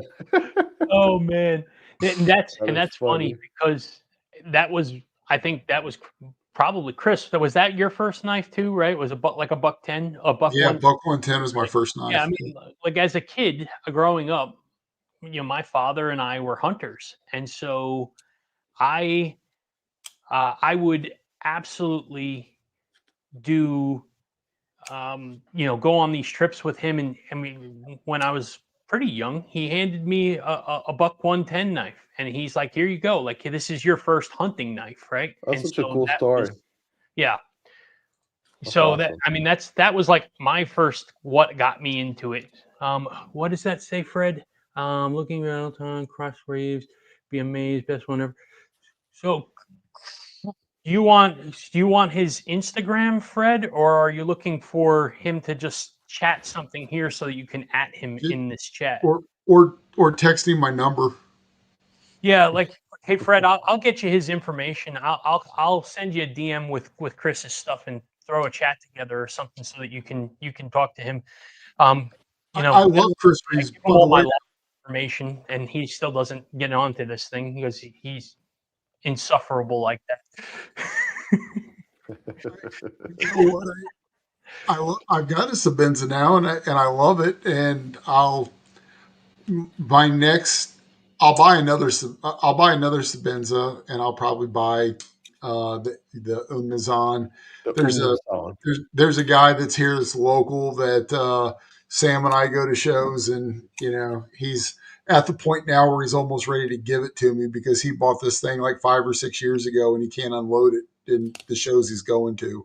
And so Yeah. last time I was there, he was like, he dropped his price by like 30 or 40 bucks and told me he'd throw in another knife. I think one more appearance and he'll probably like, you know what, just go get me a Happy Meal from McDonald's and you can have it, at the That is rate he's funny. dropping. But I'll probably buy one of those. And then I do want a small Sabenza, working corporate America. I wear Yeah. dress pants and, and I would like to get a small Sabenza with the is it Inkosi blade shape, and Yep. Mm. I want the Fake. yeah, and I want some nice inlays on it. So I know the one that I want. I just can't ever find it in stock for the Oh, specific. they fly off stock all the time. They drop and immediately go out of stock. Yeah. That's the Yeah. craziest thing. So Miguel, I got a question for you. Do you have, like, right now? Do you have like an a goal knife, like a grail in your mind that you're like, man, I have to own one of these? Like, do you have one of those, or is there something like that in your view? I think in the near future. So funny story. I don't own anything Chris Reeves, but it's on my bucket list. I want to get into the hinderer uh, kind of side of things too. Mhm. All American made and supporting American made stuff. But yeah, I'm looking at a hinderer XM18, something along those lines. Nice. Um, I know those can get pretty pricey if you're trying to do like the titanium scales or legit like the factory ones and all that. But yeah, it's probably in between those two, like grill wise. I'm considering Savenza, Chris Reeves, Savenza, or Hinder. I'm considering, and then I want to get something from Heretic Knives. That's in my bucket list as well. Probably considering getting some Microtech OTFs, whether it be like I really probably can afford, pretty pretty easily an Ultratech and just have that to the collection would be nice. But the Glycon is the one I really want to get, and that one is a little bit more money. So, I mean, if you really think about it, there's so many to choose from, but you kind of want to be strategic. So maybe every couple of months you pick this one up, and a couple of months later, 6 months on the line, a birthday or a milestone celebration or something for the channel, pick something else up. That's kind of the way I'm seeing it. That's awesome. Congratulations, Matt, by the way. That's awesome. It's nothing like getting a grail, man. So the question now becomes, do you have a new grail that you're going to wind up putting on there? Here, you can show that again, Chris. I just blew you up. Yeah, that one has the kind of the fish scales. Yeah, and you know what? I just received some carbon fiber scales for it. So this is also a Neutron 2, and I bought this one from Lone Star, and I love Chris. Awesome. Yeah, great dude, and yeah, he got it out right away. Well, I bought. Do I have it here close by? Yeah, so I also have the. Oh, that's sweet. Yeah, I've got was the it a lizard? Yeah, with a titanium lizard pattern. Yes. Yeah, Love it. and I was trying to buy those scales from TRM. I was looking at the scales, but you got to do a drop down and change what you're looking for so the picture doesn't change. So I thought I bought them, but I bought a pair of carbon fiber scales for it instead. So now I'm looking and going back and forth and like, am I going to go buy another TRM Neutron or wait for those scales to be in stock and then buy those? Because if I buy the other one that matches my Atom, I'd be pretty pleased with that. And then I would take my other one, the one that I just showed you with the fish scales. Blue. I'd probably carry it and use it all the time because it is a delight to use. That one is a more of a user. Yeah. I've become a huge fan of TRM in the last few months. I think that they're great people. I think they've created a great product. Again, all American made, and these are on washers too. But they're so smooth. They open and close amazing. I love it. Yeah. So yeah, I want to echo that. They're pretty sweet. I got a chance to check out an Atom as well. I mean, I got like 2 cases worth of knives back there. That's where I keep all my stuff. But I just thought of this. Demco 3XL or something that just dropped. That's the grill right there. I would love to have something like that. But one can only dream because you have to do finger push-ups to flick it. It is a cool knife. I know it has absolutely no purpose in a use case for me, but it would be something that I would be really happy to have sitting in my case to show off. Absolutely. Gunmetal James says he's going to pick up a tag along for himself and either the Neutron or the Atom for his wife. Great stuff. Hey, Lakeside. Yep. So this year, one of the things that I've really gotten attached to recently has been the South African designers, and getting my hands on the Tarraco was so Arnaud Bernard Tarraco is absolutely insane. I absolutely loved that knife, and now I have made it. I need to have an Mamba. I need to. Okay. It is on the to-do list. They're not that crazy expensive. It is a to-do this year. It has to be done. And right here in Ohio. Yeah, we should make the drive. We ought to make the drive to go there. Yeah. So there is actually a South African company in Ohio, a few hours away from us, that carries a whole bunch of Arnaud Bernard knives. and they have the ones with like mammoth tooth and kudu horn and all that kind of stuff. And I'm like, okay, I need to go there. I need to check these things out. So it's I on the def- to-do list. I definitely want a mammoth tooth scaled knife. So Yeah. I'm that's looking at the cool. man bar right now. I just pulled it up. That looks sweet. Yeah. Arnold Yeah. Bernard makes absolutely gorgeous knives, and they are Wow. they it has to be added to the collection this year.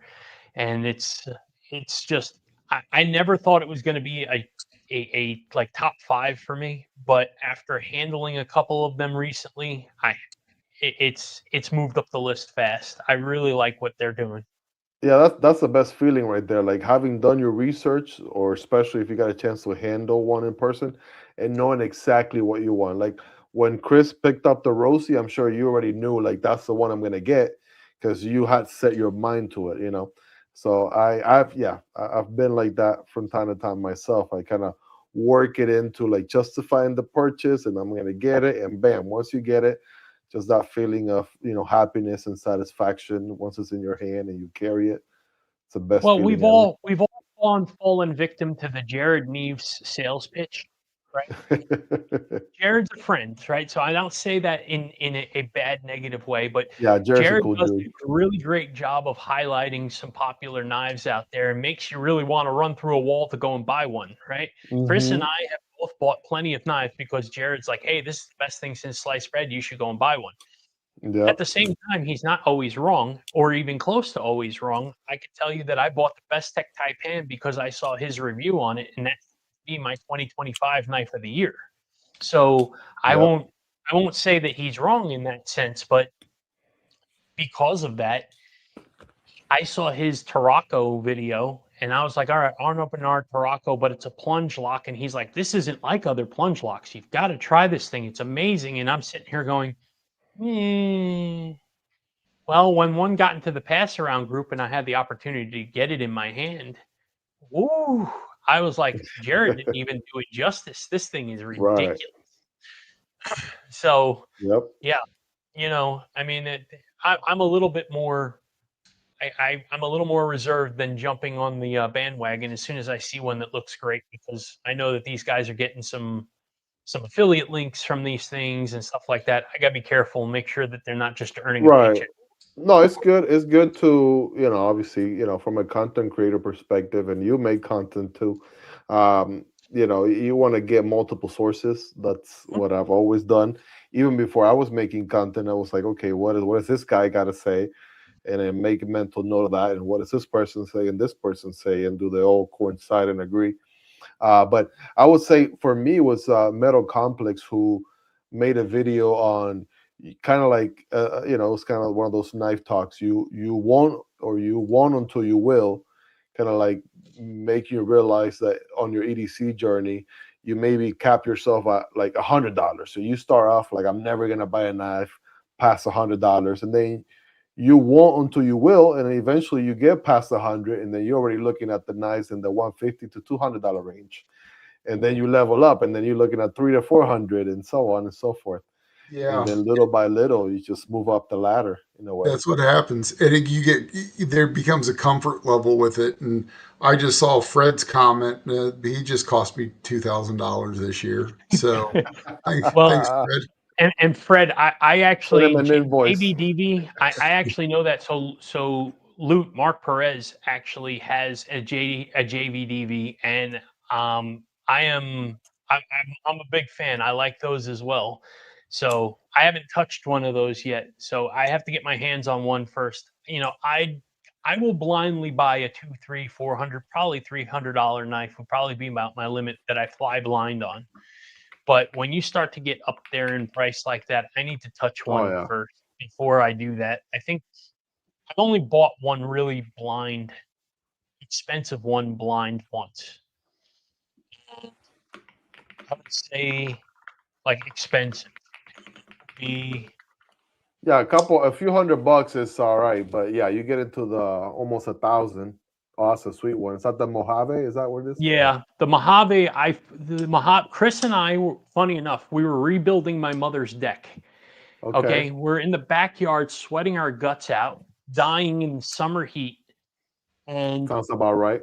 And the alarm goes off. And the alarm goes off, and I'm like, up 2 o'clock. Guess what? It's a machine wise drop day. We got to stop, and we just jump up middle, put the nail guns down and everything, go climb Time for a inside, break. drop $900 on knives. We're like, yay, we got them, and then we walk back outside and go back to work. Back to And reality. I mean, he bought one and I bought one, so that's $1,800 combined. Yeah, that's crazy. So, I mean, other than that, I won't do it anymore. I mean, not that I've gotten burnt on an expensive knife or anything, but just, I think Chris and I have both honed our interests so much now that we know exactly what we're looking for. And, Right. And that is a bigger thing. Gunmetal James said that the Mojave's his grail. And, if you like lanyards, buy Sam's from him. If you don't, go get one that doesn't have the lanyard backing. That's the reason I traded mine. Is I just it's an amazing knife with phenomenal craftsmanship. It's just the way that I had to hold it to deploy it, that the lanyard loop just kept digging into my palm. So I got rid of it, but traded it to Kevin Duty for a Conagarius that he had, and Nice. and I love that one. And then he ended up doing a video on what was wrong with it, and Machine Wise sent him one for free and said, "Hey, thanks for telling us everything that was wrong with our knife. Here we made some adjustments, and you can have it." And that is awesome. So, yeah, how cool is that for him? Yeah, that's the power of like social media and just kind of being out there sharing your 2 cents. Could be it's life funny. changing. Chris kind of latched on with Duty, and started talking to him about. I think it was because of the way Duty tests knives. Oh yeah, And he does a good job with that. Yeah, he does. Stasa does too. Yeah. And Stasa is like the goat of knife testing. oh yeah, Ray and I were dude, talking about that. Yeah, I was watching your live. You guys did a good job talking about that. Yeah. And so Chris reached out to him because he had mentioned that he wanted to test the McNeese Dixon. Okay. And so Chris has one of those. So Chris said, "I'll send you that." And so he did. And Duty tested that knife. And I mean, look, Chris wanted him to test it because he wanted to know what it was going to do. Or it's capable of, right? It was eye-opening how good that knife is. I mean, it is astonishingly good. And that's good to know, because sometimes people are looking at the price tag and be like, how is a knife? A lot of people rationalize narrowing it down to just materials. Yeah. They don't realize everything else, and like tests like that really make a big difference. Yeah. So shout out to Duty and Stasa for going the extra mile. Yeah, both of them are good dudes and do a really good job at their testing videos and stuff like that. But going back to the McNeese, just an interesting thing. They're what, like $625, I think. Yeah, just around. Yeah. After watching that video, I can honestly tell you that it's beyond fair priced. It's actually good price. In my opinion, after watching that video, I can confidently say that might be one of the best American built knives I've ever seen in my life. And it is so good for when you put it in your hand, you're like, man, this is a chunk, right? I mean, this thing's a no joke knife. You put it in your hand, it's substantial. Yeah. And so, but what it gets thin behind the edge, how slicey that thing is, how well it maintained the edge. I mean, he beat the crap out of it and then turned around and tested it on paper, and it went right through it, no problem. And he was like, he thought he was going to have to strap up, and he didn't. And it was like, that's bonkers. And I bet I've opened another 30 or 40 packages and cut those boxes down with it, and I haven't stropped it yet. And I mean, I'm going to guess here that, still just nothing. It's amazing. That is a crazy And knife. what steel they got going on? Is that Magna Cut? It's Magna Cut. Yeah. Yeah, and That's Duty had sweet. said that's probably the best MagnaCut he's ever tested. He wasn't a fan of MagnaCut when it came out, and I think that Uh-huh. um, you know, companies like McNeese has changed their mind because of it. I think they just needed some time to dial in the heat treat. Right. Yeah, sometimes that's what it comes down to. A lot of people are, all about HRC, but it can make a big difference if Yeah. HRC boys. treated properly. Yeah, the HRC boys, right? I told Ray he's got to make the T-shirt or something with that because he's I'm got them telling coin you, man, phrases. a broke boy and HRC boy, he's got money makers right there just sitting. Absolutely, yeah, yeah, yeah. Man, yeah, no, it's so. First off, I'll say this, man. I hope that you do make it to Atlanta, though. I think Chris and I would absolutely love to connect with you, and Really with considering it. yeah, Really, man, really it considering for it. sure. We'd love to connect with you. I think it would be a lot of fun to do that. I think that you would. I think you're going to be astonished by how many people will know you. And I'm not trying to say this to as a fear tactic or anything, but you've shown your face now. And so now you're identifiable. And Right.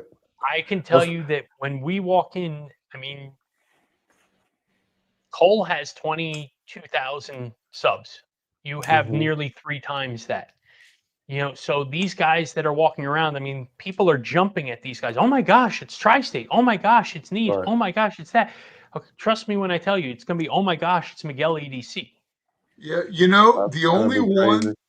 the only guy that I saw that didn't have Outdoors 55 has 300 plus 400,000 subscribers, something like that, something ridiculous, and he was able to walk through it. I recognized him, but I didn't see anybody walking over and talking to him.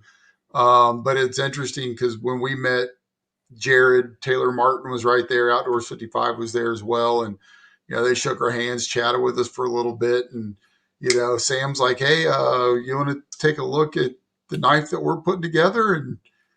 And Jared's like, yeah, sure. And he grabs the CAD file, starts going through all the paperwork or the production file. He's going through all the stuff. And then he reaches in his pocket. He's like, hey, you guys want to flip my Herman? And he just, gives us a $2,000 knife to start flipping, while he's looking at our production file. And, Sam and I just looked at each other like, wow, this is cool. Cause, Well, but Chris, first off, so Miguel, we 3D printed our knife, our original design. So originally we were going to make this a crossbar lock. Thankfully we didn't. And That's funny. but this is I'm the glad you 3D changed print. your mind. Yeah, me too. But this gives you something to put in your hand. And I Yes. think that differentiated us at the Blade Show when we walked up to people and put this in their hand. It wasn't, I'm showing you a picture, it's I can touch something. Right. And Yeah, so that's a big we difference. gave this to Jared and we showed him our CAD files and he's looking at it and he handed everything back with his Herman and then walked away. And here's Chris and I with a $4,000 Herman in our hands.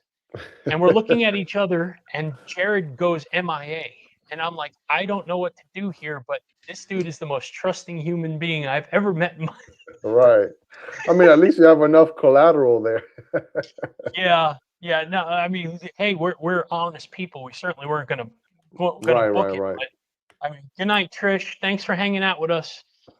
But yeah, absolutely. It was pretty wild. But since then, reaching out to Jared multiple times, Lefty.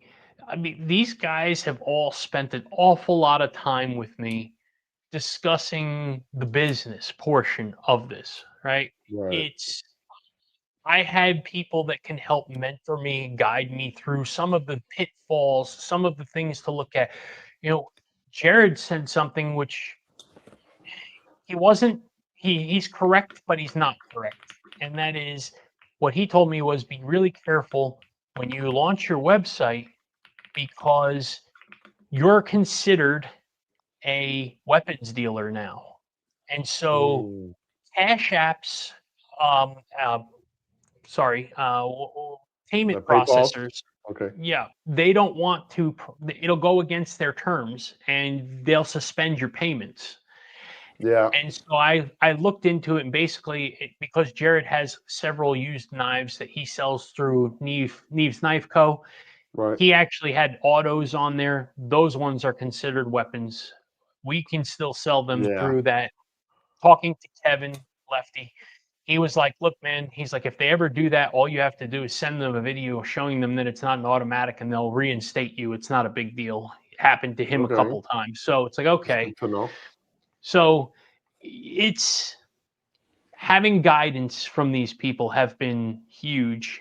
And, I reached out to Jared a couple months ago and I said, hey, man, we're about to get our prototypes and I'm going to ask a big favor of you. And you can tell me no, but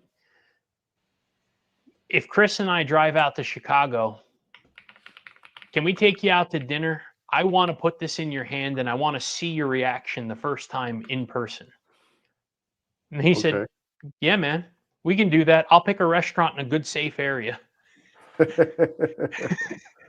And I was just like, holy crap. Like, I So think he's coming to us. We're not going to Chicago. He's coming to us if he's picking a safe area. Something. We're going somewhere else. We're going to Springfield. Yeah. But it's just that's the kind of person he is, right? And that's the thing that's like what represents this community, in my opinion. So much of what this community is all about is that helping factor, and that I absolutely love that about this place. So.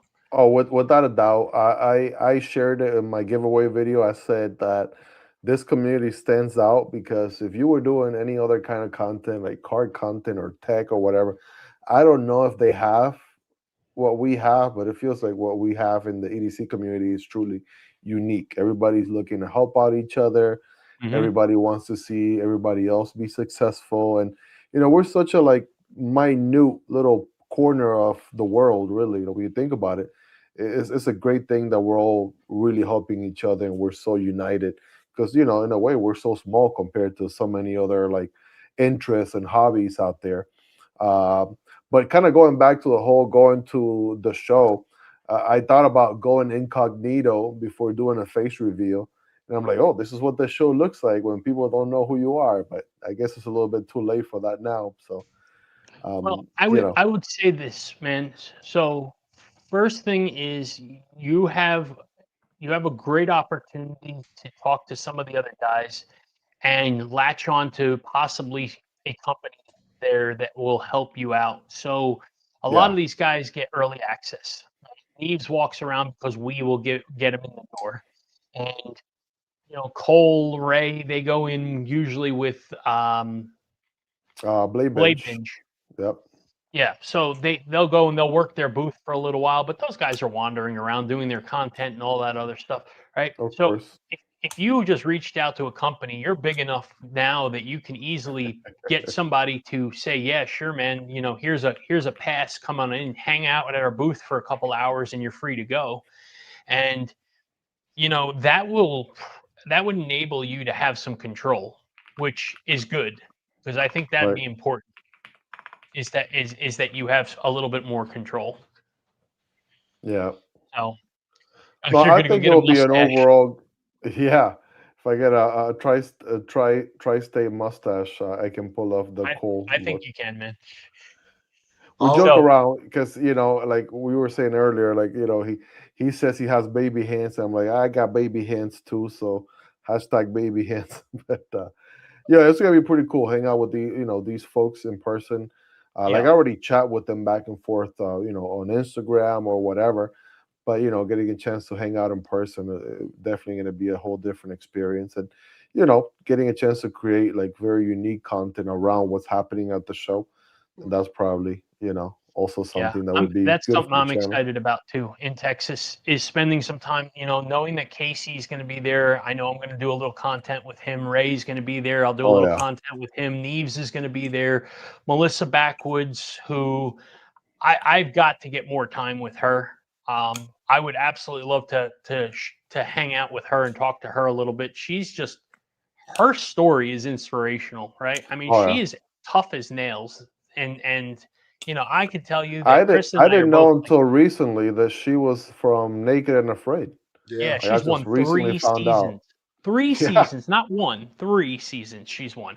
So I mean, she's a certified badass, and Yeah, you know, she's no just doubt.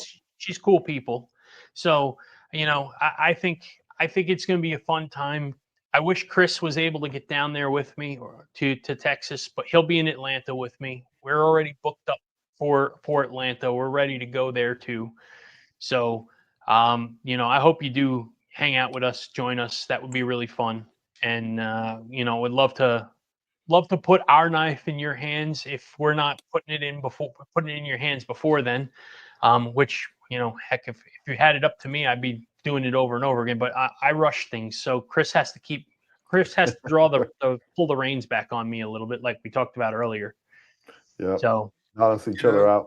two cool things to see in I Atlanta. Oh, go ahead. I was going to say, I did want to throw something out there. So, well, a couple things. One is I don't think I've said but once tonight, you know, if you guys haven't, do me a favor, hit that like button.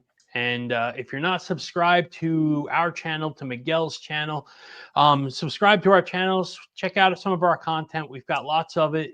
Miguel's on fire right now. The dude is growing. I mean, I think last month he grew 5 times what our channel actually is. So I mean, he's just in beast mode right now. It's incredible watching him on this upward trajectory, and he does great stuff. So check out his channel for Thank you. sure. Thank Give you. him a sub. And then I wanted to tell everybody while you guys are all here.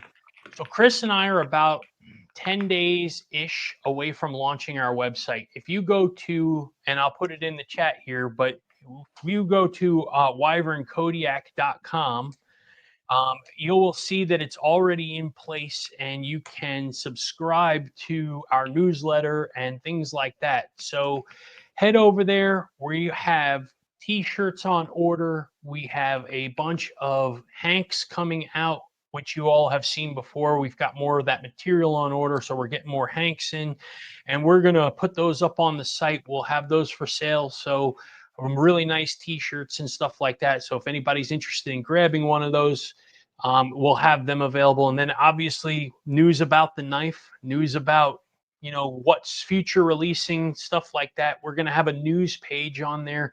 So Chris and I will blog on there from time to time and just give you some thoughts on what's going on in our world and the business and stuff like that. And so please, you know, head out, check out the website over there, and subscribe to the newsletter, and we'll make sure that we start getting stuff out to you guys from there. So, what were you going to say, Chris? I'm sorry, buddy. I was gonna just tell Miguel a couple cool things in Atlanta is that Jared has a spot that a place where everybody, the stash house where The the trap house. content creator, trap house, that's it. Yeah, Yeah, Ray I've dubbed. heard about that. So Ray dubs it the trap house, right? It's an Airbnb that Neves gets, and all the big content creators, bees, and all those guys are invited to go there. Neves actually invited Chris and I to hang out at the trap house next time as well. So we'll go and Nice. hang out there as well. But also after the show, they have the pit. Pit, yep. The pit Okay. is at the hotel and in the lobby, and everybody just kind of hangs out, gets drinks, mingles, shows off knives. Just it's a big party full of And knife It's like makers. the party after the party. Yeah, but the That's guys awesome. that are the people that are in there are Hinder and McNeese, and the knife makers themselves are all hanging out and just chatting with people, and a lot of those guys bring their collections in of their stuff and open it up so that way you can play with their knives as well. So it is a It's really a cool network event. opportunity that's really, really good for content creators. I could tell you that much. So if you That's decide sweet. to go, you have plenty to do beyond just the show. Okay. Okay. Definitely. I mean, you guys are making it harder to say no. Well, I want it to be hard for you to say no, man, because I really want you to come. I really, really do. Yeah. First off, I think you being a big channel the way you are and as into knives as you are, it's one of those things where once you experience it, you don't want to not experience it again. And So, and I just think that you have such an ideal opportunity that you go down there, man, it is going to be awesome for you. I really do believe that. So I think it's going to be awesome for us, not only as knife makers, but as content creators, because we're running Right. both sides of we're running two tracks, Yeah. right? So I think it's going to be doubly important for us to be there. Absolutely. So, You know, I saw mine and Milton popped in. I yeah. really like his stuff too. I mean, he posts some really cool looking knives. Yeah, our community has a really bunch of really cool channels with really nice stuff. You know, mine and Milton absolutely does. You had mentioned before help with gadgets, and I mean there's so many Takes apart people. knives and yeah, really Yeah, cool. Kelly's mismatch. Okay, I mean that's Kelly's paracord, right? And Yeah.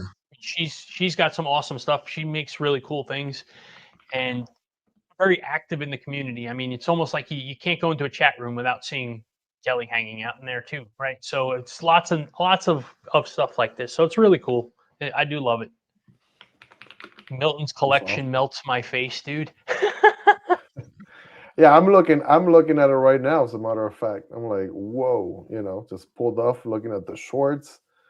Yeah, he puts up some Cortex great. XL. Yeah, he puts up some Whole great blade looking work. knives. Oof. He's got the Bellow Rock you guys were talking about, BRB4 style 2. Yep, I've got style 5 and style 6. I think are the two ones that I have. Yeah, some pretty epic pieces. You'll be surprised for the size of audience that I have. I work a lot. Like, my philosophy is I work a lot with the companies that want to work with me, especially now doing it full time, because before I had my 9 to 5 income, and that was, how I was able to put food on the table for my family and pay the bills. But now I'm doing this full time, so I have to really be strategic and things like that on like specific budgets for like purchasing knives and such. But you'll be surprised, for like the last 3 years or so and change, I've been making content. There's still a lot of new brands I still have to discover and try out and experience. So, Sure. I mean, that's what makes it exciting for me, that I have so much to look forward to and still a whole lot to learn. Yeah. That's what makes Atlanta really cool, because Sam said our first time there, we didn't really have a plan. I think we walked an extra 30 or 40,000 steps, just kind of zigzagging around, looking at stuff, then going back and forth between the two rooms.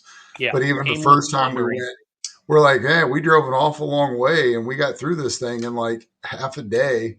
And then one of the other guys, like, you guys checked out the other room? And we're like, there's another room? We were in the little one. Yeah, we go to the big room and it's like, oh, yeah, this is a lot different. Six times the size of the little room. We were like, holy crap, my cup runneth over. We didn't even know what to do with ourselves at that point, because we were like, where are all the big ones, right? Like, we were looking for Benchmade. We were looking for where are the big dogs? Spyderco, and these companies were nowhere to be found in the small room. Well, we were like disappointed. We were like, man, we drove 10 hours for this. Right. The guy was like, what in the bootleg show is this? Yeah. So, Miguel, funny. Is there any knives? Is there a knife that is coming out this year that you're like particularly excited for, that you haven't gotten your hands on, that you want to see, that you're excited for? So something that hasn't been released yet? Yeah. Trying to think. I know Brian from Winter Blaco. He's getting ready to drop his X folder tomorrow. That drops tomorrow. Yeah. I know he has a few more designs coming later this year that I'm looking forward to. He's so innovative. When it's his knives, that's why I have the Severn as one of my top knives. I mean, the way he makes knives, and he's not coined the knife wizard for no reason. Like, when he makes a knife, it's truly like unlike anything else you'll find out there. And a lot of times it's kind of like you miss out on the drop, and you don't know if it's gonna drop again 6 months, a year later. Like, you really want to get in on those drops. So I think that he dropped the Veyron, if I'm not getting it mixed up, you're last right. year. You're on. The Veyron, I missed out on it last year. And I think if he drops it again this year with a new variation or something, that's definitely one I'm getting into for sure. I'm not missing the opportunity again. Here, one more kick into Blade Show, man. Then you should definitely go to Blade Show, because at his booth he usually has them for sale. He also has the one that looks like straight out of Star Wars, like the Mandalorian looking one. I know MC has it. Yeah, he has that. That's He has a pretty epic Stormtrooper one. Yeah, he's got some sick ones for sure. Yeah. Chris, do you have one that you're like, this year, it hasn't come out yet, but you're excited for? I'd said it a couple weeks ago, and it's still the answer. I really like Derek, Sever 7, and his first knife coming out is one that I really want to get my hands on and support him. Oh yeah. I just as like you had said, Miguel, this community's special, and Absolutely. and he's one of the first creators that I connected with, and he was selling some knives, and I sent him a message, and then we connected, and then it turned into, Sam and I were sending him parts of our collection for him to do reviews with, and so we'd send him lists of what we had, and he'd be like, "Yeah, if you guys don't mind," and we were sending him stuff, and then him and Sam have developed a relationship, through design, and so that would be the one I would say that I'm most looking forward to, because I know the challenges that he's had, what he's had to overcome, and how triumphant it'll be for him once it finally releases.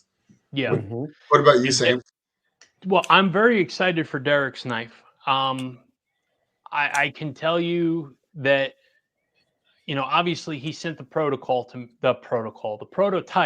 to me, and it's a really cool knife. And I had told him, my honest opinions. I said, look, I really like this knife and I'm going to buy one. But if it was me, these are the couple of things I think I would address. And he actually showed me on his phone, turned his phone around to me on the computer and said, look what I actually sent them and what they're updating. And it was word for word, almost exactly what I had pointed out. And so it was like, okay, him and me, we jive. Our design language jives very, very well. And so he had given me an update, showed me a picture of what the new one is looking like. And it really, really looks nice. I mean, they really cleaned it up, brought the flipper up higher, deep in the window, put some nicer jimping on there. I mean, just little creature comfort things that make this thing sweet. So yeah, I'm absolutely excited about that. And I would say, and no offense to him, but honestly, it's my number 2 this year that's dropped. Well, actually, it's my number 3 now, because I didn't know about the Blaurock until the other day. So that one's my number 1. My number 2 is the big version of the Gecko Pictus, the XL. That's a oh sweet my one. gosh, this knife is awesome, but like every other guy, if I just had one more inch, right? And it was like, let me tell you, that knife is going to scratch that itch, and it is just going to be absolutely astounding how good that's going to be, because this knife is sick just as is. Wasn't it KC who did a side-by-side comparison on our group chat? Yes, sir. He got his hands on one recently, and I mean, even he said, like, this is exactly what it needs to be. And yeah, I'm looking forward to getting my hands on one. That was one of my top 3 knives from last year as far as production drops. Yeah, a couple quick things in the chat, Sam, is there's a lot of people have shared, what's on their list. If we can highlight a few of those, but also Lakeside wants to know, he's saying he's not getting any feedback when he reaches out to companies. So what are you saying to companies in order to get responses back to get knives? So hang on here. So first off, I'm trying to find the chat. You're asking me companies you reach out. I've never gotten a response except the coupon code, which is nice, I guess. So Lakeside, I think the first thing is that you have to be able to provide something beneficial to them. Absolutely. Okay, if Miguel has a large following now, so if he were to reach out to a company and say, I want to check out some of your lineup, they're more likely to send him something because he has something to offer. He has an audience. Right. Okay. So Chris and return I, on investment. Yep. 100%. Chris and I, we are a registered business. So Chris and I will play that card. My letter to these companies start off by saying, allow me to introduce ourselves. We are Wyvern Kodiak. We are a registered business here in Indiana, USA. Okay. We are a knife company. We build knives. We design knives. We are getting into other things such as pry bars, fidget toys, etc. Now, in addition to that, okay, we also are content creators and we're fast growing. Allow me to explain, and then I can show them analytics of our channel that say we grew last month 128%. Well, that's a pretty good number on a channel. Right. By them Absolutely. seeing the growth, they can sit there and say, okay, these guys have an upward trajectory and they are looking like they're bringing people to the table here. That's a good opportunity. The last thing that I always tell them is I'm not looking to get a free item from you. I'll return this knife to you. I will Right. pass it along to another content creator if you ask, or if you'd like, I will give it away to my audience. This isn't something where I'm just trying to nab free junk from you, right? Like that's something, That's important. those are the keys, is making sure that you have a well thought out letter. AI is your friend, by the way. Okay. And put together a well thought out letter of how you want to explain yourself, introducing yourself, and making you a benefit to this company. A company is not going to send you anything if they're not going to get anything out of it. It's just good Right. business that way. That's nothing offensive to you, right? Mm-hmm. So that would be my answer. Miguel, do you have something different to add to that? I mean, yeah, you said it pretty well. It comes down to the value proposition.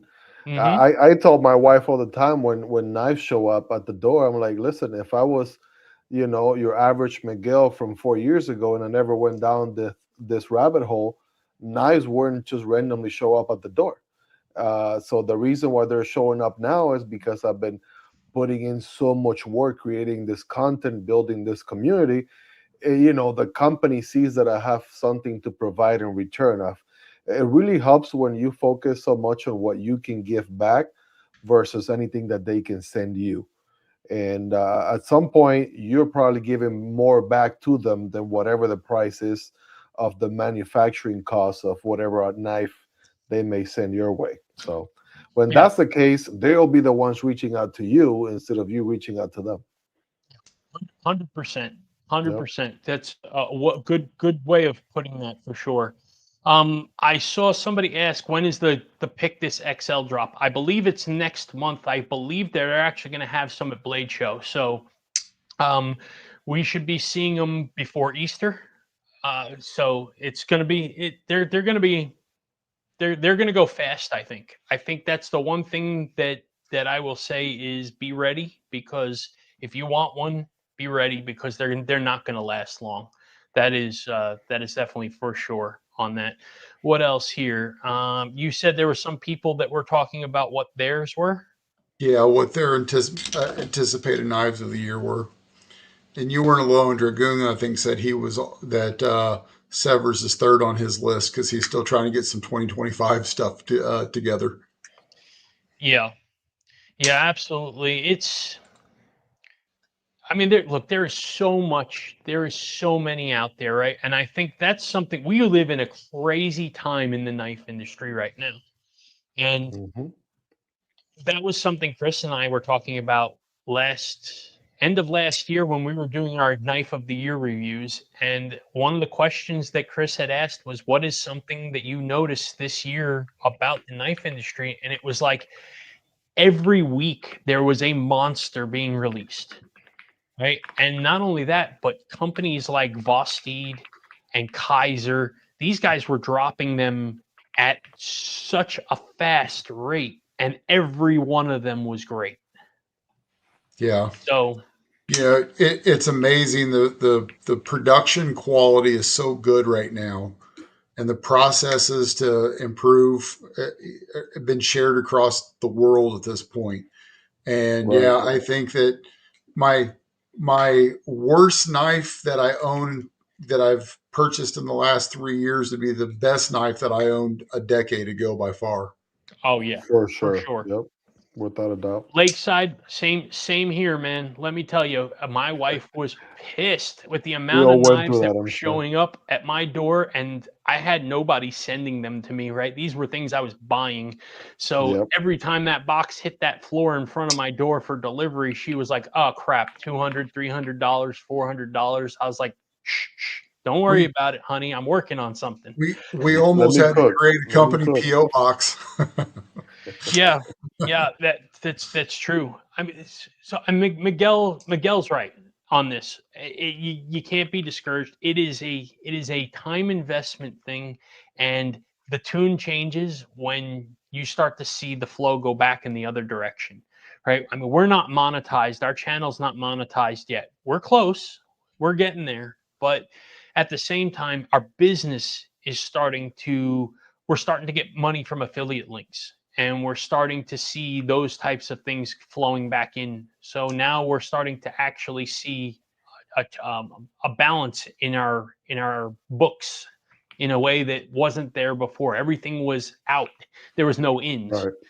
So it's just, it takes time, man. It does. It is a very, very long and tedious road, but when you get there, trust me, man, it's all worth it, man. I assure you, we're not even there yet, and I can tell you it's worth it. But Miguel It's is there, and he one can tell thousand you, percent worth it. yeah, Absolutely.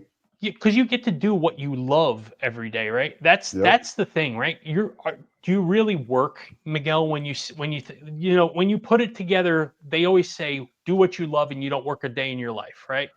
So when you put it in that perspective, are you really working, or are you doing what you love, even though I it's mean, the way I be hitting the bed at night, you definitely working. It doesn't happen by magic, sure? No, I'm but not saying you don't work. I rather do this all day, and I can tell you now that I'm working for myself, I'll be super happy to put in even extra hours, because before it was, you work your 8 hours, you clock out, you're good. Now I work even extra hours, but I'm happy to do so because I'm doing it for myself. I'm doing it for my business. I know everything that I put into it is equivalent to an output that I'm going to be received. Every seed is going to grow into something. So, I do it with pleasure. It's not like clocking into a 9 to 5, like, oh my gosh, here we go again. Same. The stress is different. Yeah. Right, right. It's a It's whole different when you're different, not making a suit money, it's a right? different Yeah. story, right? So that, yeah, 1000%. absolutely. I agree. I'm putting in a lot of hours. Chris puts in a lot of effort with things as well, and he's working towards freeing up some time as well right now to get back into helping a lot more with the content stuff. Three days away, man. I'm 3 days away. Yeah. So Chris Yeah. Chris Chris filled in a big executive position within his company while they were filling it. Nice. And so he had to do his old job plus an executive's new job, and um, in a role that he wasn't familiar with, and holding down the fort valiantly at this company where they relied heavily on him for that. So, his time was thin, and I was just holding the fort down here while doing that. But getting his time back, not only for the business, but truthfully for his family as well, because Right. they missed his time too. And so Absolutely. getting all of these things back is going to be great. Having him back doing some more with us is going to be fun. And I mean, he really, kind of shoehorned Wednesday nights out for us, if you will, and just basically said, I'm not going to overlap this night. I'm going to give one night to this because this is what I could do. So, Right. man, And that's what it takes. Just more commitment over time. It's going to add up. And yep, I don't want this to, be taken for granted, but like you can see the growth my channel has had, and again, I'm truly blessed that has been the case. I want to say it really turned up to 1,000 when I went in full time, and I know not everyone can do that right off the bat because we're all sure. responsible adults, and you got family to take care of and bills to pay and things like that. But when you get to a position where you can go in full time and not have to worry about another job and doing this part-time, but fully focus on your business, on your content, on your channel, I mean, that's when like the sky's the limit. That's when you really rocket, like growth, just Yeah, exponentially takes off, at that point. So that's Miguel, awesome. what did you do from a production standpoint? Like Sam and I, when we record, we're just using our phones. We did get some external mics to get away from that, so sound quality is a little bit better. But what kind of things have you done? Because your production value is pretty nice. you'll be surprised, well, here it is, right? Drum roll, please. I use my iPhone 16 Pro Max. It's not even the newest one. I'm using it now for the microphone here for the live, but I basically put this on a tripod, right, facing down, record. It has the ability to record 4K. So nowadays with people watching on TVs and things like that, you want to have the higher quality. And so I edit the videos and remove all the ums and the filler words and the burps and all that. And you want to use a good microphone like the one I'm using right here from DJI. I Mhm. recently had the ones, and now I'm testing out the twos. I'm kind of buying them off of a friend who is my. We joke about it. He's my business investor. I get to buy products off of him at a discount. But yeah, this a good mic makes a huge difference, and you'll be surprised. The best camera you can possibly start with is probably already in your pocket. So, Yeah, uh, I think Chris, what's you have an iPhone 16? 15 Pro Max. Okay, I have a 16 Pro Max. We yeah, both run off of Hollylark microphones, nice. so pretty decent microphones. They're not Yep, DJI, but I think sound quality wise, they are pretty reasonable and without crushing the investment. right. I this One of the things I'd like to do this year is to invest in some of the other things, though. I would like to get into getting a camera system. I would like to get into those types of things.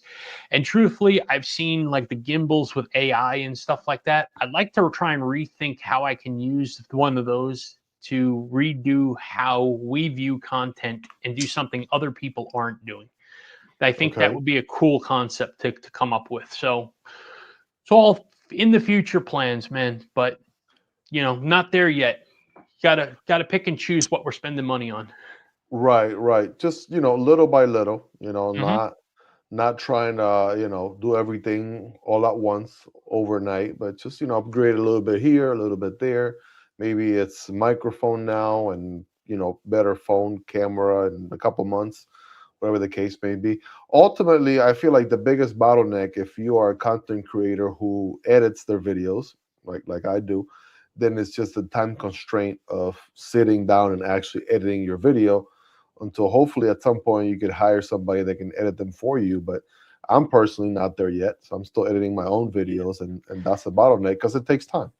Yeah, no, So, I'm in CapCut and doing all that and still editing videos myself and whatnot. I don't right. get to the extreme with I usually do long form in 1 to 2 cuts. I'm pretty Okay. decent because I have a format, and my Yep. format is just very structured. It's Chris is a little bit different, but Chris does some really cool content. So Chris did pull out a video earlier this year that was called Mechanical Soul, and that was like a deep thinking video. It was really like having what puts you in touch with a knife. its mechanical soul. And I mean, it was an absolute hit. People absolutely loved that thing. So I think he's again playing that game of balance with me, right? I'm doing like straight content and he's doing like deeper thought stuff. And why does this knife resonate with me? It's a more of a value thing from that perspective that I don't know. I think it's a really cool idea. So we're going to continue going that direction, but I'd like to try and change some things up a little bit and see if I can't make myself, my own content a little bit different from everybody's. I want to try something new. I mean, in a way, it's going to be inevitable because you're going to inject your own personality on your content. Even if you take inspiration, like I have taken personal inspiration from just about anybody you can think of. Jared, MC, Lefty, Cole, Ray, there's something about all of them that just sticks with me. It's kind of like when you watch your favorite movie and you like this line and you like this bit here and that bit there. But at the end of the day, I'm still me. So I still find a way to inject my own personality into it. So still is my own content. So believe it or not, you don't necessarily have to go out of your way.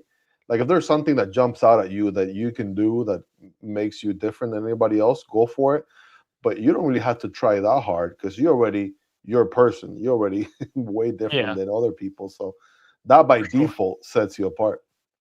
Sure. Absolutely. Oh, man. Well, listen, man, we have held you for like almost 2.5 hours. And first off, thank you so much for coming on, hanging out with us. It's awesome to meet you. And congratulations on all the success that your channel is having, because it's truly something that I can't begin to tell you how much I can't wait for us to get.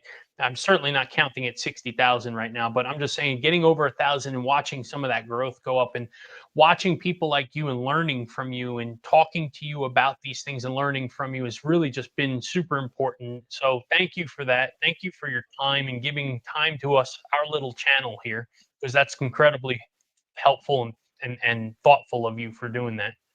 Yeah, you've been very generous with your time. We're grateful. Yeah. It's been an absolute pleasure. I think the honor and pleasure is all mine to hang out with you guys. Thank you for the invitation. I mean, it's good to get to hang out with people in the community. Now I obviously know you guys, and if hopefully I make it to a show, we can get to hang out there. And I'm always happy to share things that have worked out for me, help people out and things like that. And this has been a blast. It feels like a little bit over 2 hours, but we could probably go for a long time. Oh yeah, if we weren't limited by time, because when you talk about knives, just get carried away. And when you start hanging out with friends, man, it's easy to pass time. So, well, I mean, look, I know you're in Florida. If you don't make it to a show, Chris and I have a very close friend that lives in Florida. We're due to get down there and visit the guy anyway. Since he moved down there, we have not been able to go see our buddy Dale. So, if we make it down there, we'll give you a heads up. We'll see if we can connect down there. But let me know. I'm in the Tampa area. Okay. Well, that's not actually terribly. I mean, it's really across the way. He's in Port St. Lucie, right? So that's probably 2 hours. Yeah, around there. Okay. So I used to live in Orlando, so I know Florida pretty well. Orlando is like maybe an hour-ish from here. Right across I-4, baby. I-4.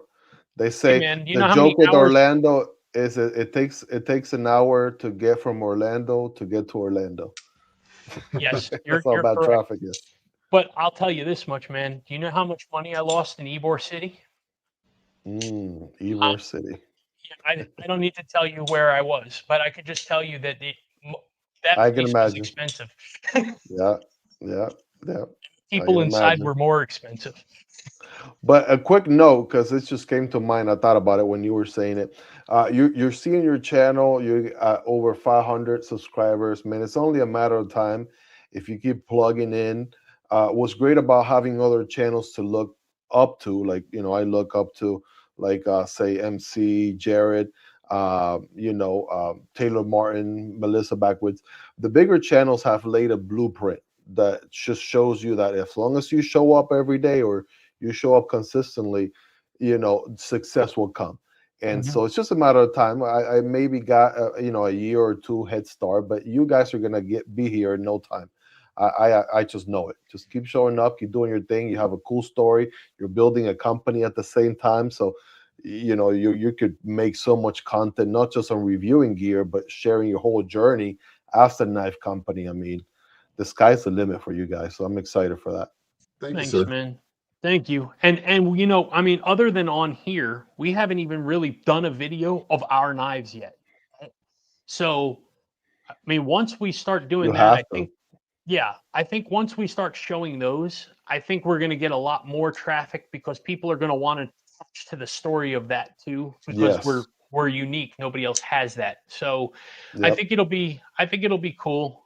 We've been sparing, right? I don't want to let everything out of the bag. And how do they say, you don't want to blow your wad up front, and then when it's time to drop the knife, all the excitement's already out of the way, right? So I want to be sparing with that.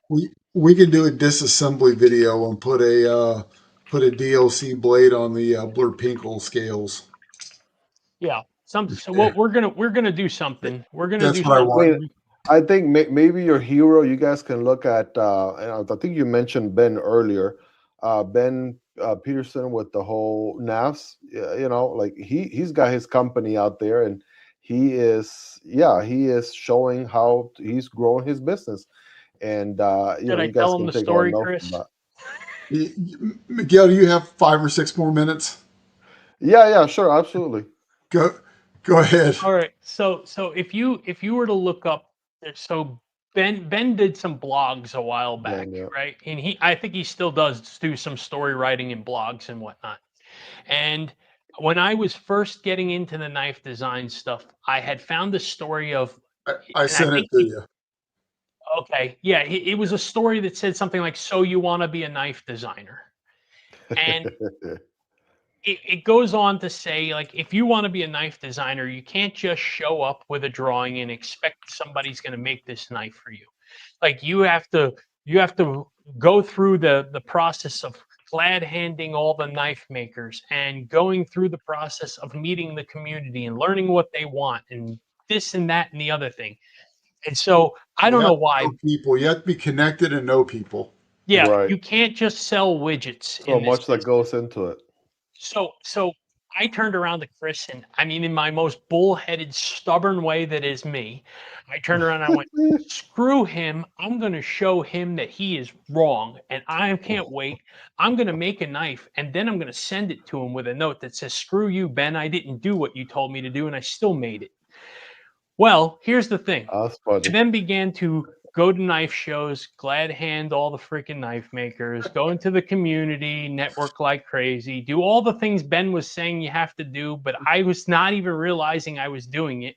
And then all of a sudden, Chris calls me on it one day, and he's like, "So all this crap that you said about Ben, you just did."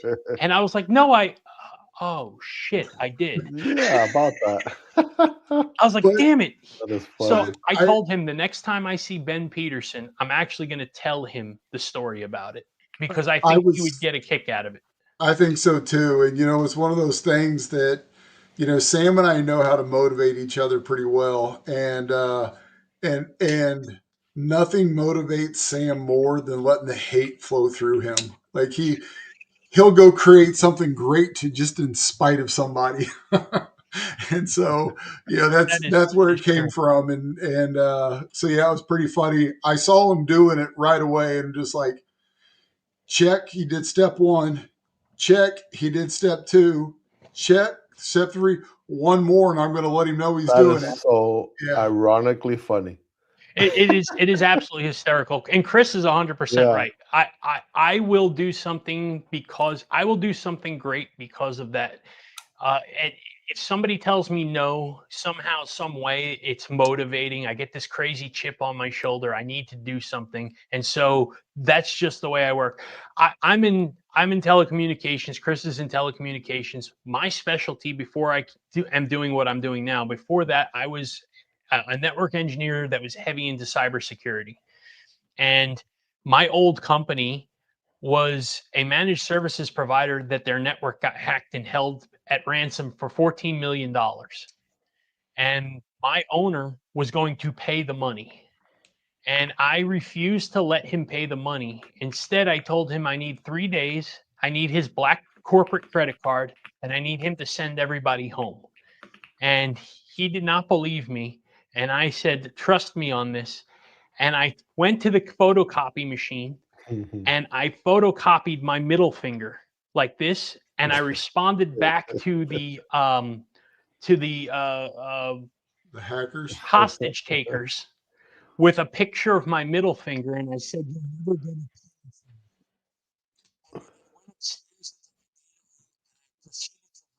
it. Oh, Sam, your audio cut out. Something about the audio, yeah. We never knew what you said along with the middle finger. Great. Now Wyvern Kodiak got hacked. They've been following you and waiting for the perfect moment to strike back. Can you hear me now? Not very well. You sound distant. Hang on. Let me change my switch. Maybe the battery's running low. That could be it. But it was perfect timing, and you're like, and I told him, and then you just disappeared. Right. But there we go. Now our company's been the Wyvern Kodiak servers have been taken down. Absolutely not. Can you hear me now? Oh yeah. Yes, you're back on. You see that? Network engineer right here. All I had to do is change the mic. How about that? When in doubt, reset it. Right. But yeah, I absolutely went upstairs. I started ripping all the wires out and everything else. After I was done replacing all the equipment in the building and redoing all the firewalls and everything like that, after that, I then went and reverse hacked the guy who hacked us. Oh, wow. Because he pissed me off and cost me 72 hours of hard work that I didn't want to do. It aggravated me so much that I reverse hacked him and then literally reported him through to this. Well, he was overseas, so I had to report him through to CIA. And yeah, it was absolutely epic. And my company's like, man, you are really like, you took a chip on the shoulder there. I'm like, you can never tell me no. It's like you've made me angry, and now crazy things happen. So Chris is absolutely right. Like somehow, some way, when I'm faced with adversity, I think I become my best. Right. That's awesome. I gotta tell you, I will say this: whenever you get a chance to talk to Ben, and you got to make it happen. Make a video of you telling yourself, like telling the whole story, like this whole story, but with Ben present and getting his reaction to it. Like that's gonna make a really nice piece of content. That is an outstanding idea. Yeah, I will absolutely do that. If I can catch him in Texas, I'll do that. If not, I know he'll be in Atlanta. I'm sure he's going to be in Texas, but he's a hard guy to grab for a couple minutes. But if I'll get him, he's in high demand. So, all right, man. I said 20 minutes ago we're going to let you go, and 20 minutes later, here you are, still sitting here, man. All good. Thank you. I appreciate you, my friend. You are welcome back here anytime. We will absolutely have you back on the channel, and I can't wait till we can get a Wyvern Kodiak knife in your hand. I would love to get your reaction on this, and you will definitely be one of the first few to get one and check it out. You have my word on that. And I got the evidence right here. This life, don't delete it. Yeah. No, you're good. And, thank you so much, guys. Yeah, man. You're incredible. You're definitely an inspiration for where we'd like to get to from a content creation perspective. So thank you again for your time today. And I mean, before we let you go, is there anything you want to say to the group or anything like that? Wow, we still got 33 people in here. Huge shout out to everyone who showed up tonight. I know that I've been kind of finding time when I'm not speaking to chat a little bit or type in the chat. You guys are awesome for showing up tonight. Really appreciate it. I know some people are going to come watch this live even after it's, been posted and processed and all that. But thank you all so much for your time. Shout out to my wife who's also watching. My friend Carlos, who is the secret investor in the Miguel EDC channel. and everybody else, Lance and Mick and so many other awesome people I see here in the chat. Yeah, you guys are amazing. Thank you all so much for the love and support. And you know, Wyvern Kodiak, man, you guys are gonna hit 1,000 subscribers. I want to give you an estimate. I'm gonna say, what are we? February almost. Okay, listen. Your goal is to get to 1,000 subscribers before the end of March. There's no That's way your that Sam goal. can do that, Miguel. He can't do it. That's the goal. You guys are gonna make it happen. Put in the All right, work. man. It's gonna happen. You're gonna break that 1,000 barrier, get monetized, and just, you know, keep growing on from there. Yeah, man, we're Appreciate excited. you. I appreciate the pump up and the motivation and the support that you've given us. It's just it's truly it's incredible. And you know, everybody that's in the chat, again, please, if you're not subscribed to Miguel, if you're not subscribed to our channel, do us a favor, hit that subscribe button. Give us a like on this video. You know, you won't believe how much a like absolutely helps the channel. Yep. And it really does, you know, drive the algorithm for us. So, you know, please help us out. And then again, you know, he's on Instagram, right? EDC Miguel is on. Yes. Is your Instagram? You're in reverse on Instagram, right? Somebody else took Miguel EDC, and I messaged the guy, and he never responded. You need me to hack them? Hey, I don't know. We'll talk about that offline. Yeah. So follow Miguel on Insta. Follow us, and don't forget that, you know, we're launching our website coming up, you know, within the next couple of weeks. As soon as I've got a product to drop on there, right? I don't want it to just be a site that you're going there to subscribe to a newsletter. I want there to actually be something there for you all, not even just to buy, but, you know, I want to put some news content on there and some blog information and stuff, something that you can bite into and get inside the lair with Wyvern Kodiak, so to speak. So it'll be a lot of fun and be a lot of cool stuff coming down the pipe. We're really excited to share it with everybody. So thank you all for your support and for spending your time with us tonight. We look forward to catching you all next week. And yeah, that's about it for tonight, guys. We're gonna head off and let everybody hit the sleepy time. All right, boys. Thanks, everybody. Yeah. Have a good night, Miguel. Thanks again, my friend. Take care. Have a great evening. Yep. Take care. You too. Thanks. Bye-bye.